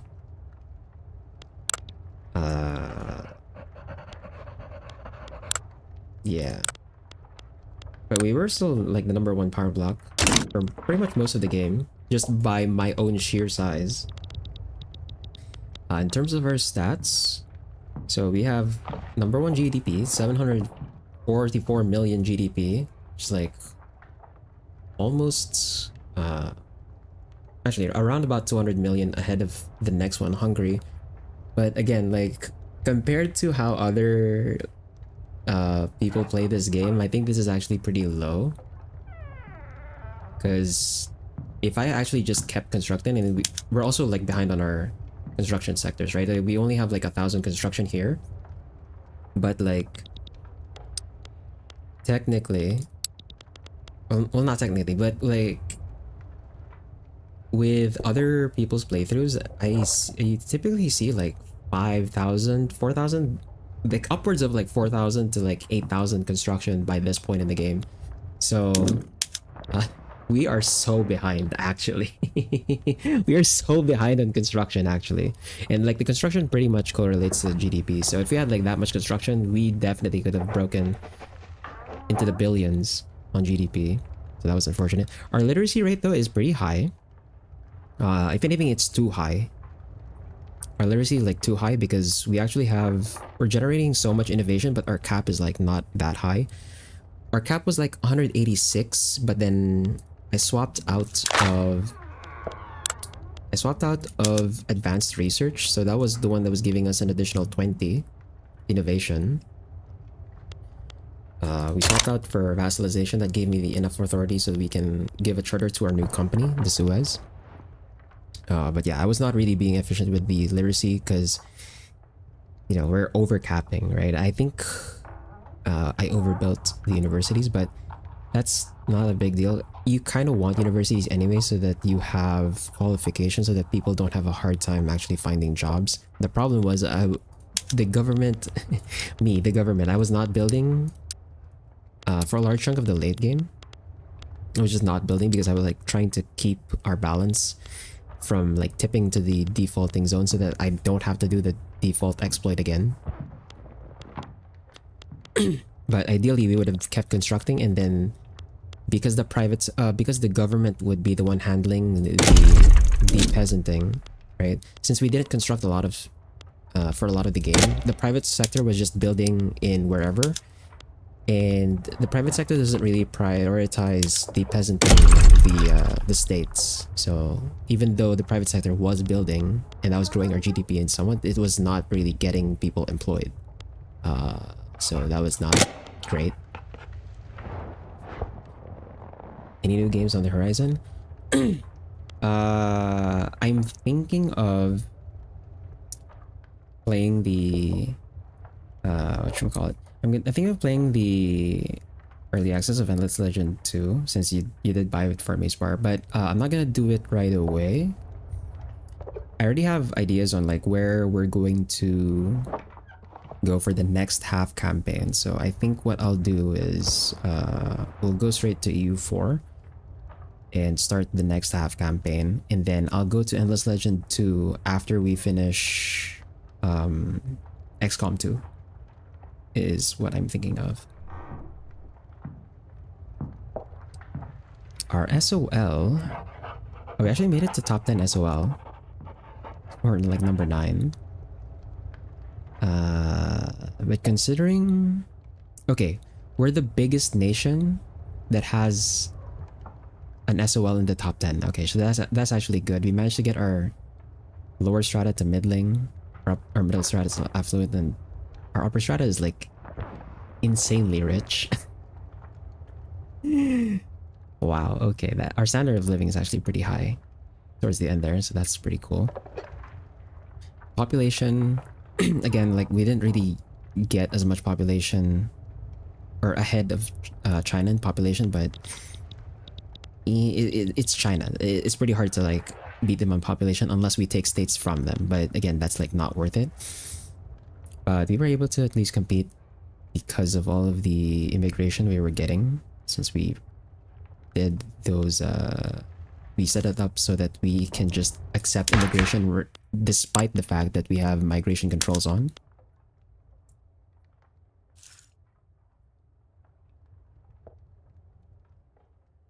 There's like 9 people watching that game. I think it's going to blow up your stream. Where there is a pairing man, there should be a mob for putting our parry questions. I'm sure. Are we gonna? You guys want me to do another parry run? I don't want to do another parry run just yet, because like you don't have another. Well, actually, I have a feeling if I want to get past Hades, I might have to just treat it as a parry run, to be honest. if I want to get past that game and actually finish it, because we still haven't gotten our second escape attempt yet. Our radical, okay, so this one's funny. Our radicals and loyalist situation actually flipped around towards the end there, so that's pretty nice. Because I think for most of the game we radicalized our people too much. That helped us get our reforms in, but then it also meant that we were on the verge of having civil war. But it's nice that we managed to fix that towards the end, so that's nice. And one last look at the laws. We got everything that we wanted to pass, so that's great. That Dark Souls parry run was stressful. That's part, like, that's why I don't want to do it in Dark Souls 2 yet, because especially like with Dark Souls 1 I finished it a few times already, so I kind of know where to go. But if I was gonna do that in Dark Souls 2, I would have to play the game normally first, because I haven't played Dark Souls 2 ever.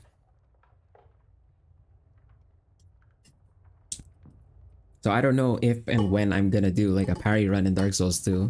And also that just sounds miserable considering how many freaking enemies they put in that game.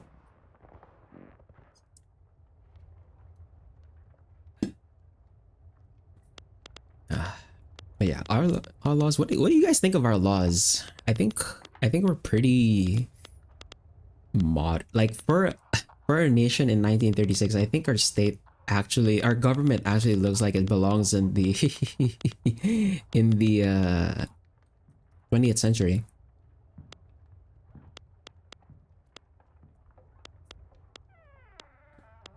We're a parliamentary republic with universal suffrage. We have no racism or multicultural. Total separation. Elected bureaucrats, professional army, guaranteed liberties, interventionism, free trade, graduated taxation. I guess this is probably like the one that's like a bit different. Like I think most nations now are on on something similar to proportional. I don't think that many nations are on graduated taxation because that one's just, it would be hard to convince people to actually go for this. As an American, radicalization getting old, hearing about and seeing fucking people. No, man, we need to radicalize to make the world better. That's why I'm sure he says DS2 is still a good game, but doing a parry challenge outright would be miserable. Yeah, I know. I know, right? Commercialized agriculture.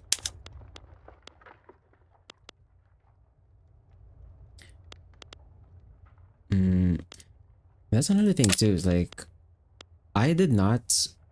So actually with Victoria 3, they recently released another DLC slash update with National Awakening. So you'll notice a lot of my stuff right now here doesn't have the stuff in National Awakening because I held back on updating the game precisely because if I updated, I think the save and the conversion mod would just break. So I waited until I can finish this campaign first before I updated to National Awakening. But the next half campaign is gonna have the new mechanics with National Awakening, so we'll see how things go with that. But yeah, that new update kind of focuses more on like nationalism, and they also like nerfed multiculturalism a bit. So we'll see how things go when it comes to like culture and acceptance in the next half campaign. It's gonna be interesting. People find these to be the best one, weirdly enough. It's a diehard fan base. Really? Isn't it usually like just... I guess it depends on like where you're hanging out, I think. Right? It depends on where you're hanging out, where you're like hearing about this stuff. But at least for me, I hear more people talk about like Dark Souls 3 being like the best one. Well, actually nowadays it's usually more just an Elden Ring. Now that I think about it, actually, it's more people that are just praising Elden Ring. But I guess if you don't consider that part of the trilogy, then you don't think about it. But anyway, like here's the last look on our laws. We never managed to get no migration controls, but I guess it didn't really matter because we had like 90 acceptance on everyone. So we still got a lot of migration in anyway. We unfortunately did not have enough time. We're like 44 weeks away to getting social security up to max. So I guess I should have passed this much earlier in the session, but that's fine. At least we have like all of our institutions up, apart from colonial offices. We're paying 80% in welfare payments. How much is that actually in our... Ah, crap. Because we went to observe, it cut it out of the... cut it out of the math. But like... our welfare payments should be here in the national expenses. But even without that, right now, being listed, we're losing 1.51 million a week. So that's pretty big. Yeah. Hearing more DS3 glaze. Feel shit on DS3. You're subjectively the best. I was looking for Sonic list too, and it's never wrong about anything. You're so waiting for Bloodborne PC port remaster. It's good. It's phenomenal. Hmm.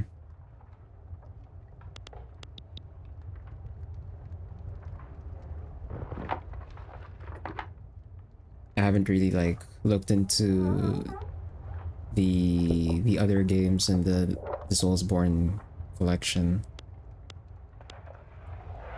to be honest. Because I went straight to like obviously I played Dark Souls 1, right? And and I went straight to Armored Core 6.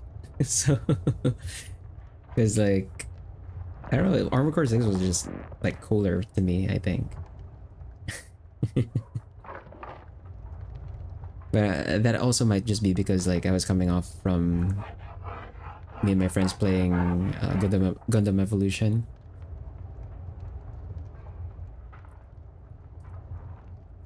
Okay, there's a balance. Oh, that was another thing too, right? Because so that's a lesson learned from this this campaign. On the next campaign, I'm not gonna greed for companies that are not in states that I own at the start of the game, because waiting to conquer the state and then waiting an additional 21 years to incorporate the state before I can build my companies actually hurt our economy a lot, because that means we were not getting as much revenue from dividends. Like we couldn't get was it proportional taxation up right away and actually start earning money from dividends. So our companies are actually smaller than they normally would have been. I greeted so hard for like the unique modifiers. Because like you look at the company bonuses we have, right? Like 10% authority, 10% influence, infamy decay, leverage generation. Like I went for companies that gave us like unique modifiers that you usually wouldn't get from other sources. So that was why our companies were so delayed, but that definitely hurt our economy pretty badly. So in the next half campaign, I'm not gonna greed for that anymore. If we don't have the state, I'm just not gonna make the company work. I'm gonna go for like generic companies next time, because the generic companies are like still good anyway. And in some cases, like the generic companies are actually recommended, just because they actually give you the bonuses that you would want to have to begin with, even though they're not unique bonuses. But yeah, like earning 1.53 million dividends taxes in 1936, I feel like it looks hella low. Like we should probably have like 1 million from company headquarters, on each company headquarters actually, if like I did the companies much sooner, and that way our economy probably wouldn't be hurting too much. Playing Ace Combat 7, re-downloaded Phasmophobia and so ranking up in SF6. Actually, speaking of fighting games, I might stream 2XKO. It's going up to early access in like October 7. I ended up like not applying for the closed beta of that one, but with early access, it's just to be open. I can just like download it. It's a free fighting game. So I can try that. I don't know if I'll stream. If I stream it though, I'm gonna have to like bring back. Do we bring back Ladder Weekend that way? I still haven't gotten around to like back to my ranked games.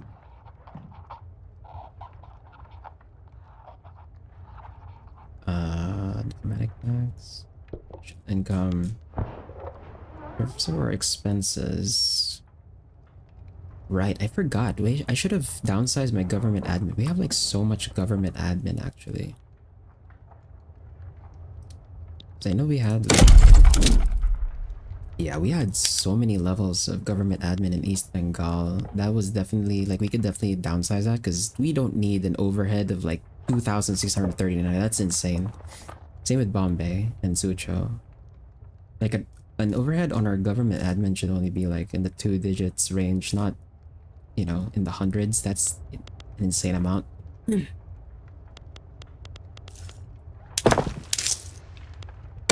That was like eating up a lot of our expenses, right? Like 925 from 877 from government. It's a lot of money. Jesus Christ, dude. That's insane. Been hearing good stuff about that game. Want to fight you? Yeah, dude. Still playing Grand Blue.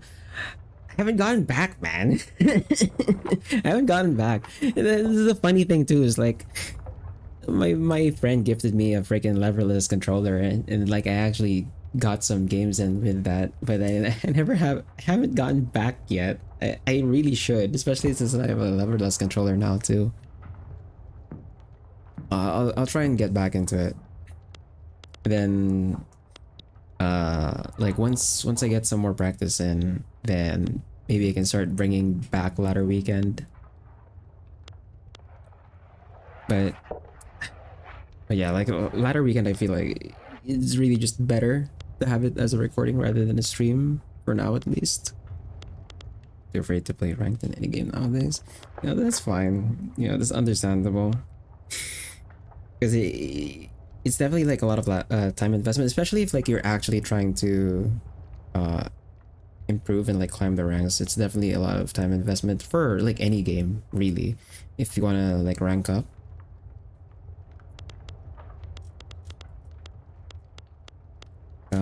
Here are our production methods. We did end up putting rail on like almost everything. Actually, where are the... I didn't realize like you could get 2 skyscrapers. You basically you do a survey, and then you take a state that another nation has surveyed, and then you can build 2 skyscrapers. I don't know if the modifiers stack though. I'm assuming they do.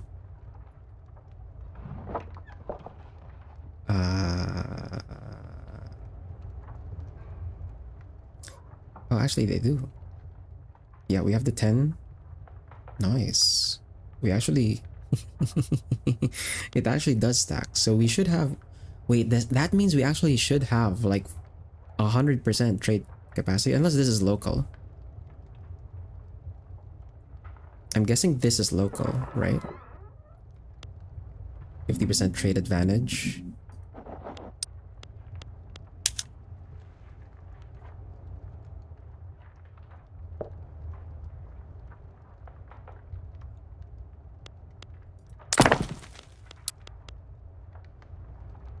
Or is this a global modifier?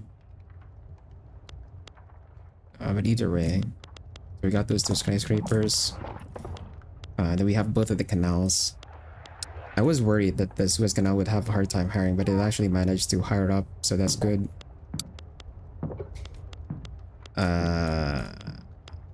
Trade centers. Okay, let's go to our market and see. Okay. Did we end with any like massive shortages or deficits? Not actually, no. Our market's actually fine. Don't be afraid. Losing only means you still get to play easier opponents, and some variants about playing against others your skill level. Yeah, actually, that's what ranked is for, really. Right? If you're losing a lot, that just means like you're not like the game hasn't put you in the level where you're actually at yet, where like you're actually fighting against opponents of your skill level, right?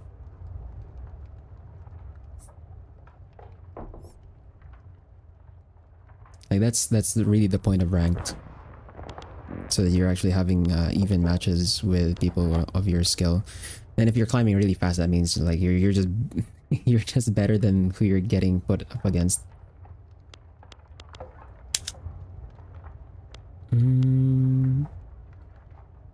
Okay, manowars being expensive is like not a big deal because we don't really use them anymore. We never fixed the issue with the telephones, huh? Or I guess, actually no, they're just naturally expensive, I think. But yeah, looking at our market right now, we have... okay, we have not... Okay, we have a deficit of oil, but it's like not a big deal. So that's cool. Actually, for Prestige goods. Right, because we produce prestige goods, right? Wait, we produce? Wait, we prestige? What? We actually produce prestige meat from where? How?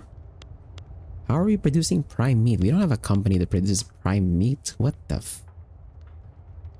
Or I guess maybe a company built in our subject or something?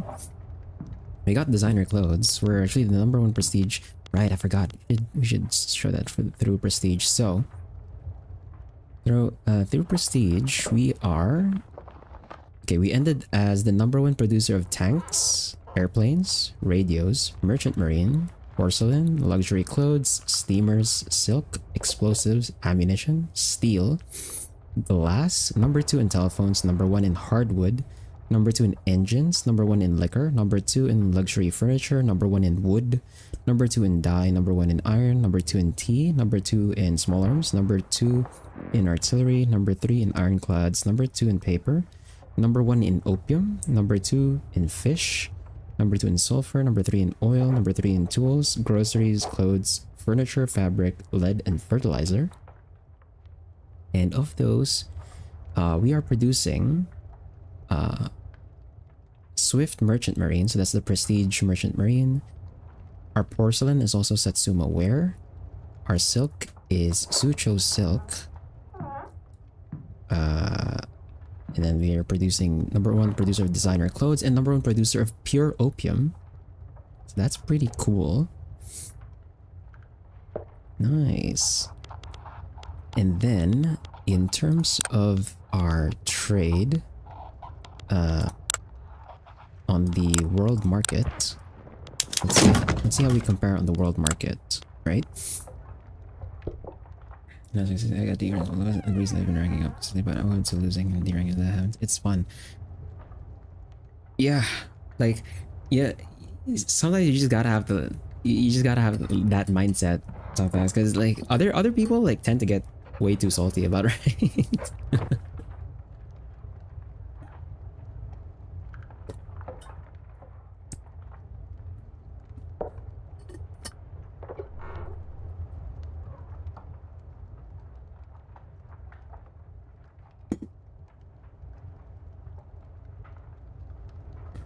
Yeah, it's good to hear that you have like at least like a healthy mindset towards ranked. Some people like they're just not built for it, I guess. They become like too salty or something. But like for others, it's understandable why they would be like afraid. But once you get past that mental hurdle, I think it's, you know, it's probably like the best way to play like more PvP oriented games.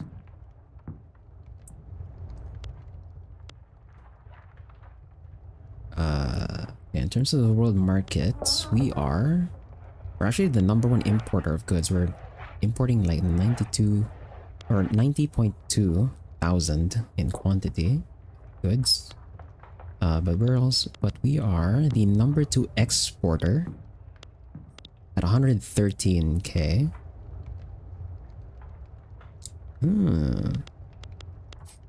In terms of deficit surplus,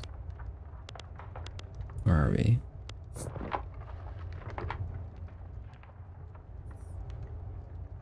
Okay, 10%. So our exports, our trade deficit surplus is like 10%. Okay, so that's nice. Actually, where does it say my trade advantage is?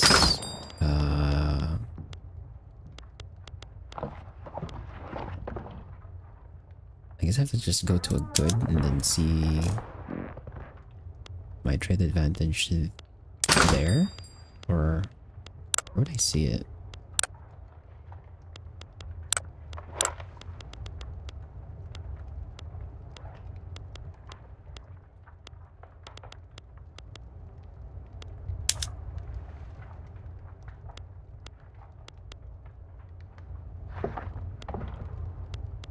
I just have to go to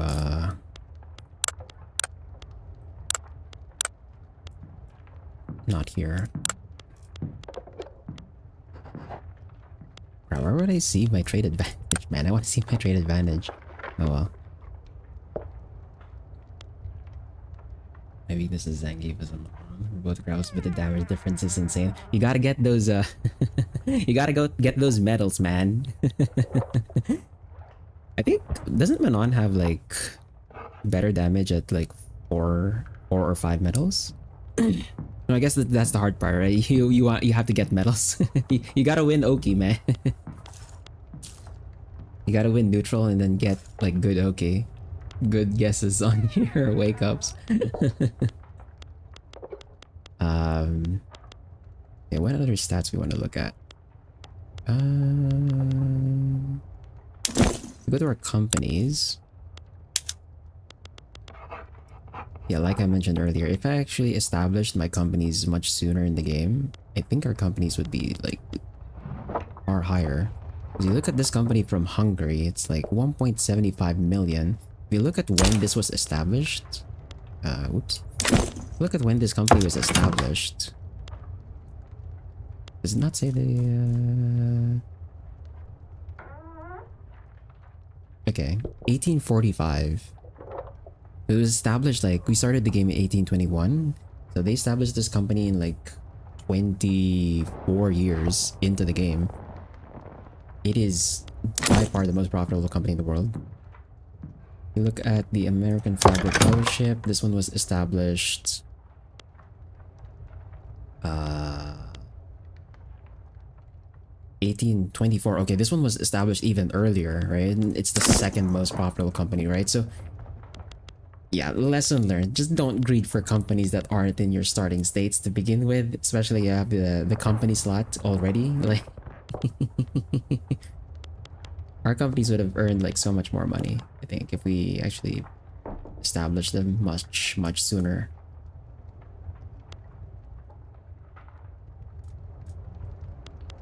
Actually, where are they? Our companies dropped down actually. Hold up. What the hell? Where are they? Hewitt. I don't see the... I don't see our... Oh, they went to 0 because the freaking... Oh, because I went out of the... I had to like load back a save to see the freaking values. God damn it. Okay, well, it's not gonna bother then. Yeah, I need to get close and I can get the grab faster. Really? Did I even get the grab? Okay. And no.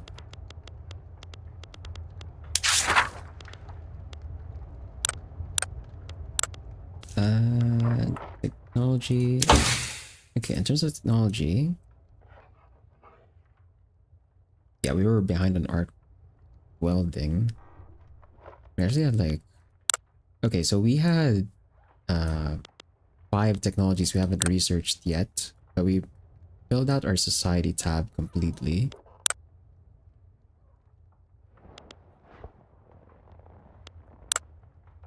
Oh, so you actually... Oh, but then how would we speed this up then? Because we were already overcapping on innovation and yet we didn't actually max out our research, huh? Interesting. I guess it did take a while for our innovation to like climb up. So I guess our starting innovation was just so far down that it took a while to like catch back up. Huh. Interesting. Let's see. We also never got to use... we got the tanks. We got the tanks, we never got to use the tanks. I guess I shouldn't be surprised that like the siege artillery and the lancers wouldn't automatically upgrade to heavy tanks and light tanks, because obviously I would have to build the hull. So actually using the tanks, I would need to have rebuilt my army. Or not necessarily rebuilt it from scratch, but like I would have had to build like a separate army with the actual tanks in them first, so that we get use tanks. So we never actually got to use the tanks themselves. Oh well. We go to society here. We actually have... Oh, we still have some acceptance second class citizens, but I guess yeah, they're gonna get upgraded to full acceptance anyway. Yeah, it's like 0.81% of pop size has, so they're gonna get like full acceptance immediately. In terms of cultures, so our primary culture at 18.9 million population, then the lowest acceptance ones are at the Bascan culture, but like they're not even. Wait, we have so many. What the? We have so many cultures: Athabascan, Cajun, Odam, Micronesian, Fluvial Bantu, Siberian, Min, Scottish, Colombian, Muisca, Welsh, Maya, Tupinamba, South Italian, Zapotec, Paulista, Tatar, English, Mexican, Occitan, Croatian, Spanish, Lacustrine Bantu, Bedouin, Belarusian, Misri, Portuguese Mexican, Tonga, Russian, Portuguese Central American. Wait, why do we have two Central American? What's the difference? Oh, one Central American is Hispanophone European heritage. The other one is Scandinavian. What the what the fuck?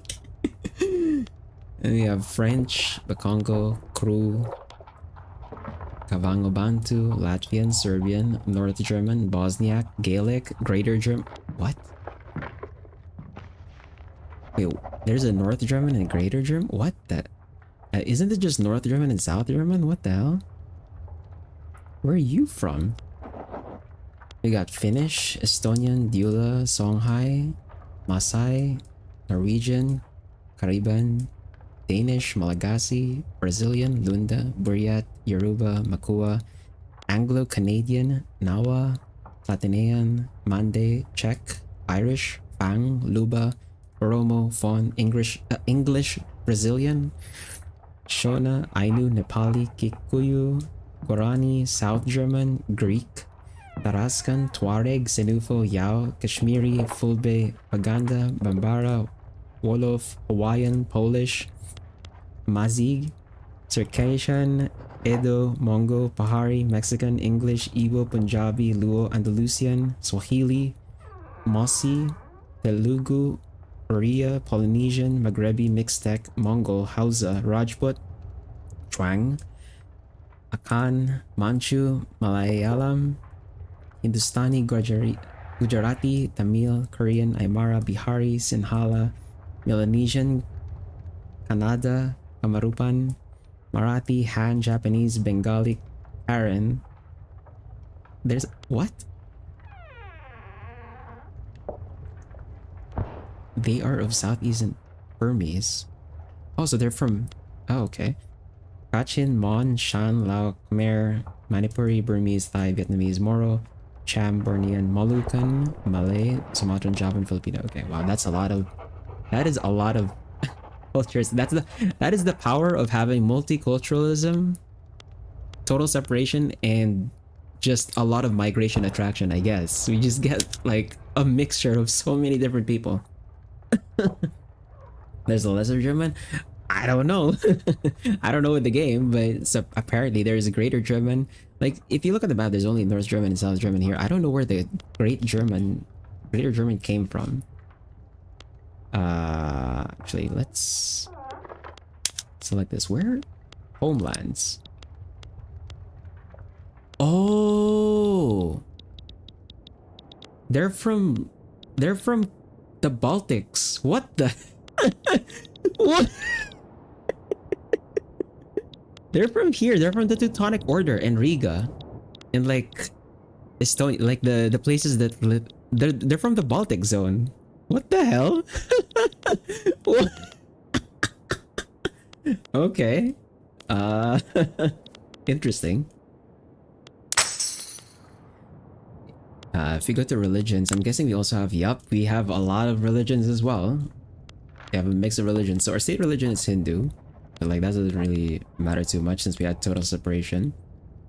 Then we have Mahayana, Confucian, Sunni, Theravada, Animist, Atheist, Catholics, Tengri, Orthodox, Protestant, Gelugpa, Sikh, Ibadi, Shiite, Jewish, Hussite, Zoroastrian. Wait, there are still Zoroastrians? Holy crap.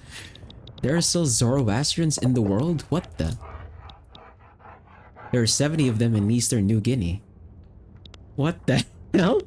There are 649 Zoroastrians in the world. Where the fuck did they come from? Where the fuck did they come from? What the hell? Wait, no, there's... Oh, there's 105,000 of them in the world and 649 of them in Indonesia. Globally... Okay, there we go, yeah. That makes sense, I guess. That's where they were in EU4. Then they kind of spread throughout. That's pretty funny.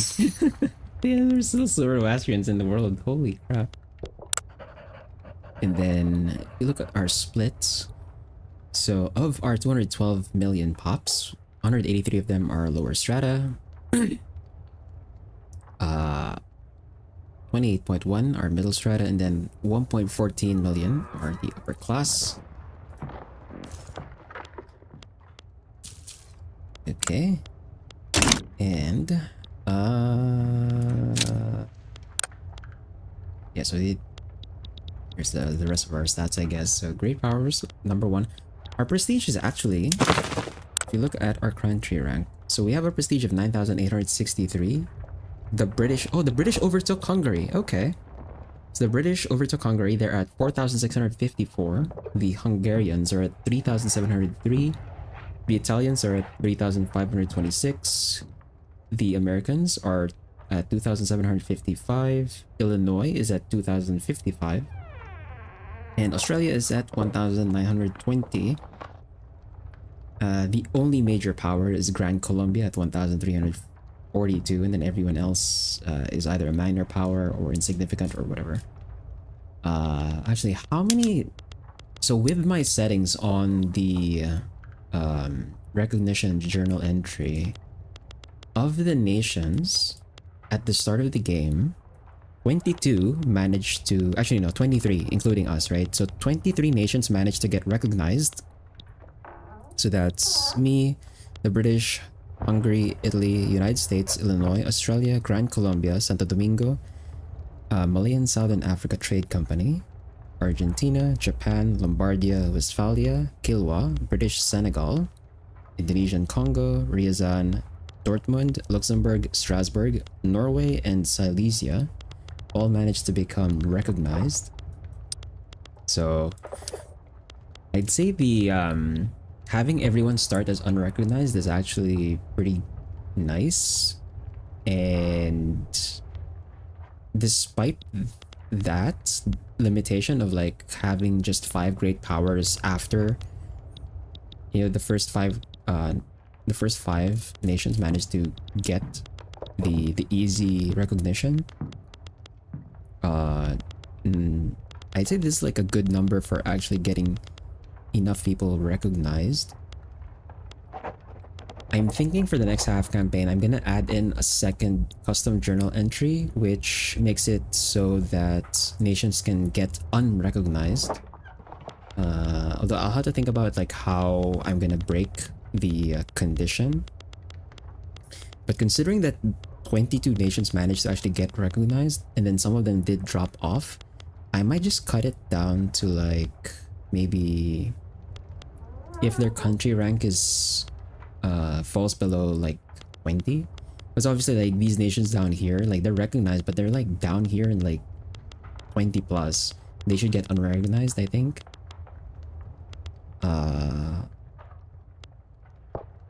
Or we could make it like 15 possibly, so that the recognized powers get a bit more dynamic. Zoroastrian, I guess I'm sorry, as your Lord and Savior.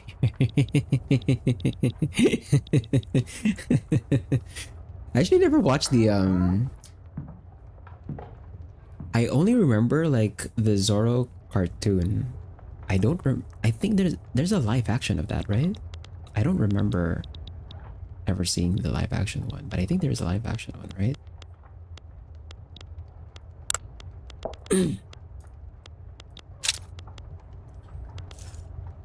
But yeah, with that, so we ended the game number 1 Great power. Number 1 power block. And then here's our power block mandates. We have external trade, freedom of movement. So freedom of movement is so good actually. With multiculturalism and the total separation, that's what actually got us all of those pops and all those cultures and religions in our nation. Companies 3, which really we really didn't get as much mileage out of this because I was too greedy with the companies. Again, I'm just not gonna go for like the unique modifier companies anymore if they're like so out of the way. I'm just gonna go for generic companies. They're probably much stronger anyway. And then we ended up swapping advanced research for vassalization, but this doesn't give us did not give us enough authority really because we didn't have that many subjects.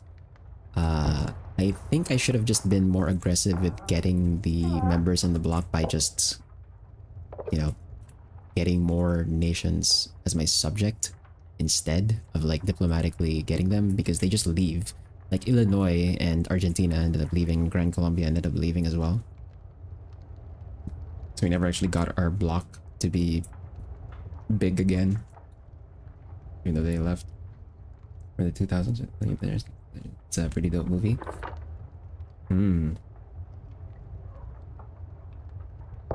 Yeah, like I never watched the movie. I just know the cartoon. We also have the largest army in the world with 271 battalions of regulars and then 986,000 battalions of conscripts. And that's 1.25 thousand battalions. And the next biggest army is Hungary at 924. Okay. Our fleets, we managed to get our fleet back up. From being a pirate republic nation, we should have had the largest navy, but we didn't because of the way the conversion works. But we managed to get back our position as the premier navy in the world at 322 ships, or flotillas rather. That's great.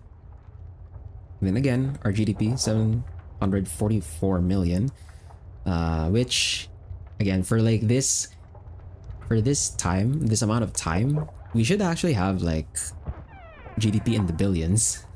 Like maybe like 2 billion possibly if I played things better and actually did not fall behind on construction, but we fell behind in construction by too much really. So that is unfortunate, but we would have like a much bigger GDP than this, but still number 1 GDP, so that's pretty good. Population, again, hard to overtake China because each of those states in China just has like way too many pops in them.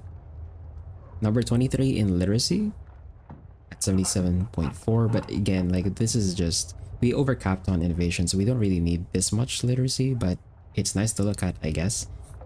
And we managed to reach number 9 in standard of living. But the thing to notice about the standard of living rankings here is that we are the biggest nation out of the 10 nations in this list. So the Maritimes, Kotka, Bremen, Lombardia, like I think the second biggest one here would probably be small Persia, because the Persia over here is not the big Persia over there. I still don't know why there were like 2 Persias. But yeah, still pretty good that we managed to get this standard of living considering how big we are and how many pops we have. So I think that's pretty impressive. But anyway, that brings us to the end of this half campaign. And like I said, I already have ideas for like where we're gonna go for the next half campaign. So we're gonna go straight to EU4 next week. But since we finished the playthrough, we're gonna shift our schedule along again. So for next stream on Thursday, we'll be continuing XCOM 2. Saturday, we'll be continuing Hades. And then next week, Tuesday is gonna be XCOM 2. Next week, Thursday is gonna be Hades. And then the start of our next half campaign is gonna be on Saturday next week. And yeah, it's just gonna be a surprise for where we're gonna go, but I already know where we're gonna go. So yeah. Look forward to that next half campaign. And that next half campaign is also going to be a bit more interesting because I'm going to be playing EU4 a bit differently than I usually do. So I'll talk about that more when we start it next week. But that's going to be it for today. And that's also going to be the schedule for the week. So XCOM 2 on Thursday, Hades on Saturday. And yeah, thanks to Spar and Steel for dropping by. And thanks to Sten and 2 for following. For everyone else, wherever, whenever you're watching from, whether it's live or the VOD, whether it's on YouTube or on Twitch, have a good day, good night. Take care. And I'll see you on Thursday for some XCOM 2. Bye-bye.